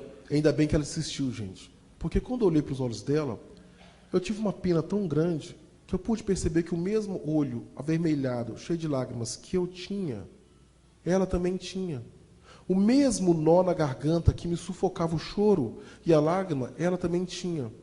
E pela primeira vez, eu pude perceber que alguém estava sendo cúmplice do meu sentimento, ou que alguém sentia o que eu sentia. E eu pensei, como é que eu posso ser miserável, como é que eu posso ser carrasco com alguém que está sentindo a mesma coisa que eu? E ela falou, Roberto, você esqueceu a torneira da banheira aberta? Ela molhou todo o meu quarto, molhou toda a casa, inundou tudo. Você esqueceu, Roberto, a torneira aberta? Aí eu tomei coragem e falei, não, senhora, eu não esqueci, não. Eu fiz foi de propósito mesmo, tipo assim, bate agora e prova que a senhora não gosta de mim. Eu esperei vir aquele tapa. Mas como disse, gente, essa mulher era uma mulher extraordinária. Ela simplesmente tirou a mão de trás das costas, a mão dela estava vazia, ela me deu um abraço. Sabe aquele abraço de mãe? Ou de alguém que te ama realmente? E eu tentei negar o abraço dela, mas ela me travou no abraço. Ela começou a chorar e falou assim, ô menino danado, o que eu preciso fazer para te provar que eu te amo? Me ensina, pelo amor de Deus. O que eu faço para te convencer que eu amo você? Naquela hora, gente, eu senti que nó rompendo aqui na minha garganta, e eu que não chorava há 7 anos, abri a boca e comecei a chorar. E quando ela viu a lágrima escorrendo, eu falei, Roberto, que coisa linda, você está chorando. A gente só chora quando se fragiliza. A gente só chora quando percebe que é capaz de amar alguém e fazer com que as pessoas nos amem também. E fica, que adianta? Eu gosto da senhora, mas a senhora vai embora. Ela não vai embora, não. Eu consegui renovar o visto no passaporte, vou continuar morando aqui no Brasil. Mas e agora? Eu molhei a casa da senhora todinha. Ela falou, liga não. Amanhã você enxuga minha casa que eu te ajudo. Naquela noite, ela me ensinou o que vinha a ser a tal pedagogia do amor. É muito fácil. O aluno que mais tumultua, o filho mais bagunceiro, o mais levado, não é o que mais precisa do seu carinho, do seu afeto, da sua atenção? Assim como os problemas mais sérios da sua cidade são aqueles que mais merecem a dedicação de vocês. Porque se você vai passando por cima dos seus filhos que têm problema, dos seus alunos complicados, dos problemas da cidade, esses problemas continuam vivos ainda e vão se tornando cada vez maiores. E a pedagogia do amor é dedicar o tempo necessário até a solução desse problema. Porque se você investir adequadamente, se você tratar com a devida... aquilo que é um caso problema, pode surpreender de uma maneira positiva. Graças àquela mulher, eu aprendi a ler e escrever em 6 meses, primeiro em francês, na língua dela, depois em português, na nossa língua. No ano seguinte, um processo chamado aceleração de aprendizado, terminava o meu primário. No ano seguinte, meu primeiro grau. Ela me levou para a França quando eu tinha 16 anos de idade. Voltei para o Brasil, fiquei lá de 16 até 20 anos, 19 anos e meio. Lá eu fiz o meu segundo grau. Voltei para o Brasil com 20 anos. E quando cheguei aqui, ela encontrou meu pai e minha mãe. E eu tinha uma pergunta: por que um pai e uma mãe colocam um filho assim tão bonitinho que nem eu, tão educadinho na tal de FEBEM? Ela me deu o endereço, precisei de um mês para trabalhar a ideia de que eu tivesse uma família. Quando eu chego naquela favela, embora eu estivesse subindo armado simbolicamente, tá? Eu, tipo assim, quando me encontrar com a minha família, eu vou jogar na cara deles que eu não preciso mais deles, né? Eu estava todo travado. Mas quando eu chego naquela favela, as minhas pedras começaram a cair. Porque eu fui ver a miséria que eu tinha nascido, aquela água de esgoto descer na rua, os moradores, alguns eu conhecia, não sabia o nome, mas sabia quem eram. E quando cheguei naquele barraco, caí nos pedaços, eu vi de costas um tanque, uma mulher lavando roupa, eu sabia quem era aquela mulher. O meu coração, gente, chegou a 2 batimentos por minuto, porque eu fiquei completamente sem fôlego, minha perna tremia, eu não sabia se corria, se chorava, e eu descobri que coração de mãe é a coisa mais fantástica que Deus colocou na face da terra, porque a minha mãe sentiu a minha chegada de costas, praticamente 14 anos depois. Eu tinha 6 anos de idade quando saí daquela favela, dando tchau para todo mundo, né? Estava agora com 20 anos, e minha mãe lavando roupa, ela sentiu a minha chegada. Porque ela foi parando de lavar roupa assim, no tanque, sentiu que alguém estava observando, e ela começou a buscar. E quando o olho dela cruzou com o meu, sem que eu falasse uma palavra, minha mãe me reconheceu na hora. E na hora ela começou a chorar, já estava chorando, ela me abriu um sorriso do tamanho do sol e veio caminhando para o meu lado. E eu tentando correr, sem falar alguma coisa, fiquei parado, que a coisa assim.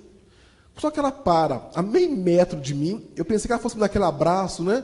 Ela não, coloca a mão no meu nariz e fala assim, Roberto Carlos. A tal mulher da FEBEM, a dona assistente social, falou que os meninos só saem de lá quando eles viram médica, advogado, dentista. Quem que foi que se virou, pelo amor de Deus, depois você está aqui uma hora dessa? Eu falei, mãe, eu estou estudando para ser professor, mãe. Eu vou ser pedagogo. Eu falei, ainda bem que deu certo, graças a Deus. Eu sabia que eu ia ser alguém na vida, meu filho. Aí minha mãe me abraçou. Naquela hora, a minha última pedra caiu no chão. Porque eu descobri que um pai e uma mãe só abrem mão de um filho para colocá-lo em qualquer creche, em qualquer escola, em qualquer instituição, porque acreditam muito nos profissionais que estão lá dentro. É por acreditar que aqueles profissionais podem fazer alguma coisa pelos filhos que eles não fariam, que eles são capazes de entregá-los, né, a essas instituições. Trabalhei legal com a minha família. A francesa, infelizmente, faleceu quando eu tinha 21 anos de idade. Ela teve um aneurisma cerebral.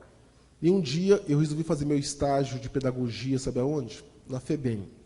E quando eu volto para a FEBEM, na condição de estagiário, eu acho que eu vi uns 8 funcionários da minha época pular o muro com medo de mim. Ele voltou! Ele vai vingar! Né? Eu falei, não, gente, eu sou professor agora. Não! Eles acreditavam que o ser humano podia mudar. E quando viram que eu tinha mudado, que eu era agora pedagogo, gente, como é duro para algumas pessoas perceber que passaram uma vida toda equivocados, condenando as pessoas, falando que não tinha jeito, que eles tinham razão, e como me viam passar, eu vi que eles tremiam sem aquela coisa toda, né? Bem, mas um dia Deus escreveu certo por linhas tortas. Estava eu lá, apareceu um menino de 9 anos de idade, pivete, malandro, cheirador de cola, um caso irrecuperável. Aquele realmente não tinha jeito. Tudo bem, uma semana depois, estava fazendo compra no supermercado, que eu vejo assaltando as bolsas das mulheres passando na rua. Aquele caso irrecuperável. Eu pego a bolsa da mão dele, devolvo para a mulher, e ele fala que estava com fome. Eu vou lá em casa fazer um lanche, então, mas não fica roubando dos outros, não. Levei para minha casa, ele fez um lanche. Pensei que ele fosse embora aquele dia. E ele foi ficando 2 dias, 3 dias, 4 dias. Eu falei, tá na hora de ir embora, hein, menino? Podia ficar aí não, né? Ele foi ficando, até que um dia eu fui comunicar ao juiz de menor que eu cometi uma imprudência. Como educador da FEBEM, eu jamais poderia tirar um menino da rua e levar para minha casa. O juiz concordou. Como é que você faz uma coisa dessa? Pega o menino na rua e leva para sua casa. Daqui a pouco todo mundo vai fazer isso, vai acabar com aquela FEBEM maravilhosa, aquela instituição fantástica que nós temos. Foi, pois é, me disse, eu errei. Né? Ele falou, como é que chama esse menino? Eu falei, Alexandre Batista. Eu, Deus me livre, guarde. Meu filho, isso é o capeta em pessoa. Deus criou a FEBEM, o capeta que é o Alexandre Batista. Isso aí, nossa, já levou 2 irmãs de caridade ao infarto do miocárdio. Isso aí não tem jeito. Está na sua casa? Então pode ficar para você. Aqui, a tua autorização é seu, pode levar. Eu fui para devolver o menino, voltei com um termo de guarda. Gente, eu comia no bandejão da minha faculdade. Depois ia para o meu estágio. Esse menino fazia lanchinho com R$1 que eu dava por dia para ele. Eu pensei, vou comprar pelo menos um fogão para cozinhar em casa. Quando o fogão chega na minha casa, ele liga para o trabalho e fala, ô velho, o fogão que o senhor comprou chegou, tem 6 bocas, a gente roda o botão, o trem acende sozinho. Eu até comprei uma galinha para fazer nosso primeiro almoço. Vem almoçar em casa. Eu falei, olha só, gente, segundo o prontuário aqui do Alexandre, é pivete, malandro, irrecuperável, não tem jeito, vai morrer cedo. Mas ninguém escreveu que ele sabe cozinhar. Viu? Pelo menos uma coisa positiva, vou colocar no prontuário dele. Estava lá escrevendo, né? Sabe cozinhar. Então, o telefone tocou outra vez. Falei, o que foi? Ô, velho, é eu outra vez. Só liguei para te perguntar uma coisa. Eu coloquei a panela de água quente no fogo, a água está fervendo e a galinha está viva ainda. Eu afogo a galinha viva na água quente ou puxo a pena dela primeiro? Falei, Alexandre, você não sabe fazer galinha, não? A resposta foi um tapa no meu rosto. Não, o senhor não teve tempo de me ensinar. Nós só podemos cobrar dos nossos filhos, dos nossos vizinhos, dos nossos amigos, coisas que nós ensinamos, coisas que nós praticamos. E por aí vai a ética, moral, civilidade, cidadania, participação, comportamento. Só depois que você pratica que você pode realmente cobrar. Então faz uma coisa, Alexandre, amarra a galinha no pé da mesa e vai comer na padaria, que à noite te ensina a fazer a galinha. Presta atenção, amarra a galinha no pé da mesa e vai comer na padaria. Que com o filho, se você falar uma vez só, ele é capaz de comer uma galinha na padaria e levar a mesa amarrada em algum lugar da casa. Não, sério. Educar, gente, é você repetir aquilo que você acredita diariamente, insistentemente, até convencer as pessoas. Educar é um trabalho de convencimento, antes de mais nada. E nesse processo de ensinar o Alexandre alguma coisa, ele completou 26 anos de idade, fala o francês muito bem, formou-se em pedagogia no final do ano passado. Depois do Alexandre veio o Moisés, depois veio o Kleber, Newton, Florisvaldo, Leandro, Washington, Josafá, Marco Túlio. Para encurtar a história, acabei adotando hoje 14 ex-meninos de rua. Segundo o prontuário, eram casos complicados e irrecuperáveis, sem solução. Meus 14 filhos não são nada disso. São homens de bem que trabalham e estudam. São homens de bem que nós moramos numa casa que nós construímos, a casa que nós sonhamos. A nossa casa tem 3 andares. Ela é estilo coronel e com piscina. E por mais que nos falasse que acabamento é caro, desista, nós conseguimos realizar, sabe, o nosso sonho. E nós temos um apartamento na praia. E tudo que nós desejamos, nós conseguimos. Agora, a coisa mais legal é que nós descobrimos que vale a pena insistir, vale a pena perseverar. E meus filhos perceberam isso, tanto é que tem um propósito. Eles têm um compromisso de ajudar outros 14 meninos na mesma situação que eles. E quando os 14 estiverem preparados, nós vamos convencê-los que eles têm direito a uma casa. Pode ser um barraco na favela ou uma mansão como a nossa. E quando a nova casa estiver pronta, os 14 novatos vão herdar essa casa. Mas a casa só vai ser deles se um dia eles ajudarem outros 14 meninos e fizerem a mesma coisa que a Francesa fez comigo, que eu fiz com os 14 e os 14 com outros 14. Criamos uma PA, progressão aritmética. E um dia, o meu mais novo, o Breno, tem 10 anos de idade, chegou lá em casa tem menos de 1 ano. Ele é hiperativo, ligado a tomada 220. Gente, se ele tivesse aqui agora, fora de brincadeira, ele ia estar naquele lustre de pendurado, gongorrando. Para lá e para cá, para lá e para cá. Mas sabe fazer gelatina como ninguém. E adora cálculo, que eu não sei como, da onde que veio isso, né? Um dia com a calculadora na mão, falou, velho, estou fazendo as contas aqui, ó. Se nós 14, adotar 14, e os 14, outros 14, os 14 mais 14, até o ano de 2085, toda a população do Brasil vai ser adotada pela gente. Aí ninguém mais vai ficar chorando, reclamando da vida, todo mundo vai vender lenço. Eu falei, é isso aí. E isso só aconteceu, gente, porque um dia alguém saiu do outro lado do mundo e falou comigo que tinha jeito, que podia ser diferente. Essa pessoa me ensinou um outro lado da moeda. Tá? Falavam comigo só uma coisa, que não tinha jeito, que era difícil. Quando alguém mudou a fala, eu percebi outras possibilidades. Então, quando alguém perguntar que país é o seu, se é bom, se é ruim, pensem direitinho, porque a fala realmente ela começa a construir coisas interessantes. Vale a pena você insistir nisso. E para finalizar, então, eu conto uma historinha que mostra a diferença dos ordinários para os extraordinários. Um dia mudou para uma cidade lá de Minas Gerais, a cidade chama-se Araxá. Uma mulher de nome estranho, Dona Beija. Ela foi fazer lá a única coisa que sabia fazer na vida, prestação de serviço ao público masculino da cidade. A Dona Beija mandou um bordel. Gente, mas ela era boa no que ela fazia, né? Ela gostava, fazia rindo, cantarolando, mas as moças do bordel ficavam intrigadas, Dona Beija. Os homens entram aqui, só quer ter uma noitada com a senhora, nós estamos aqui sem fazer nada. A Dona Beija deu receita, é muito fácil. É porque quando chega um cliente, aquilo que eu sei fazer de bem feito, eu faço no primeiro instante. Você fica fazendo hora e fala que depois faz, amanhã faz. As coisas boas que você se propõe a fazer, você só faz amanhã. As coisas ruins você resolve hoje. Pois a vida humana é tão rápida, é tão incerta, é tão insegura, que vocês podem não ter oportunidade de fazer aquilo que vocês querem amanhã. Então faça hoje e faça bem feito. E se fizer bem feito, impressiona qualquer pessoa. Olha, eu não sei o que as moças passaram a fazer, não. Mas seja que elas faziam bem feito. Os rapazes entravam no bordel, ficavam 10 minutos, saíam com o cabelo arrepiado. Falei, nossa, eu volto amanhã. O trem melhorou aqui, né? E voltavam no seguinte. E o bordel, então, começou a prosperar. Foi desbancando os outros bordéis. Mas como toda pessoa que está um passo à frente do seu tempo, a Dona Beija também, gente, começou a levantar ciúme, inveja, despeito. A maior inveja veio por parte, sabe de quem? Das virgens da cidade de Araxá.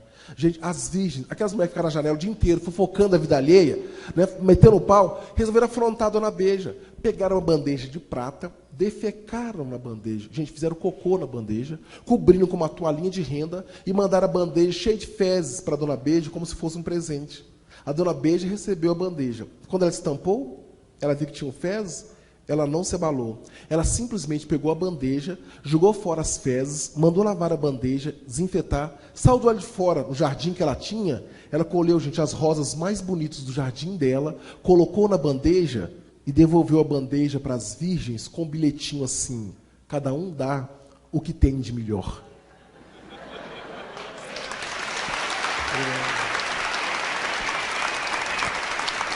Obrigado, gente.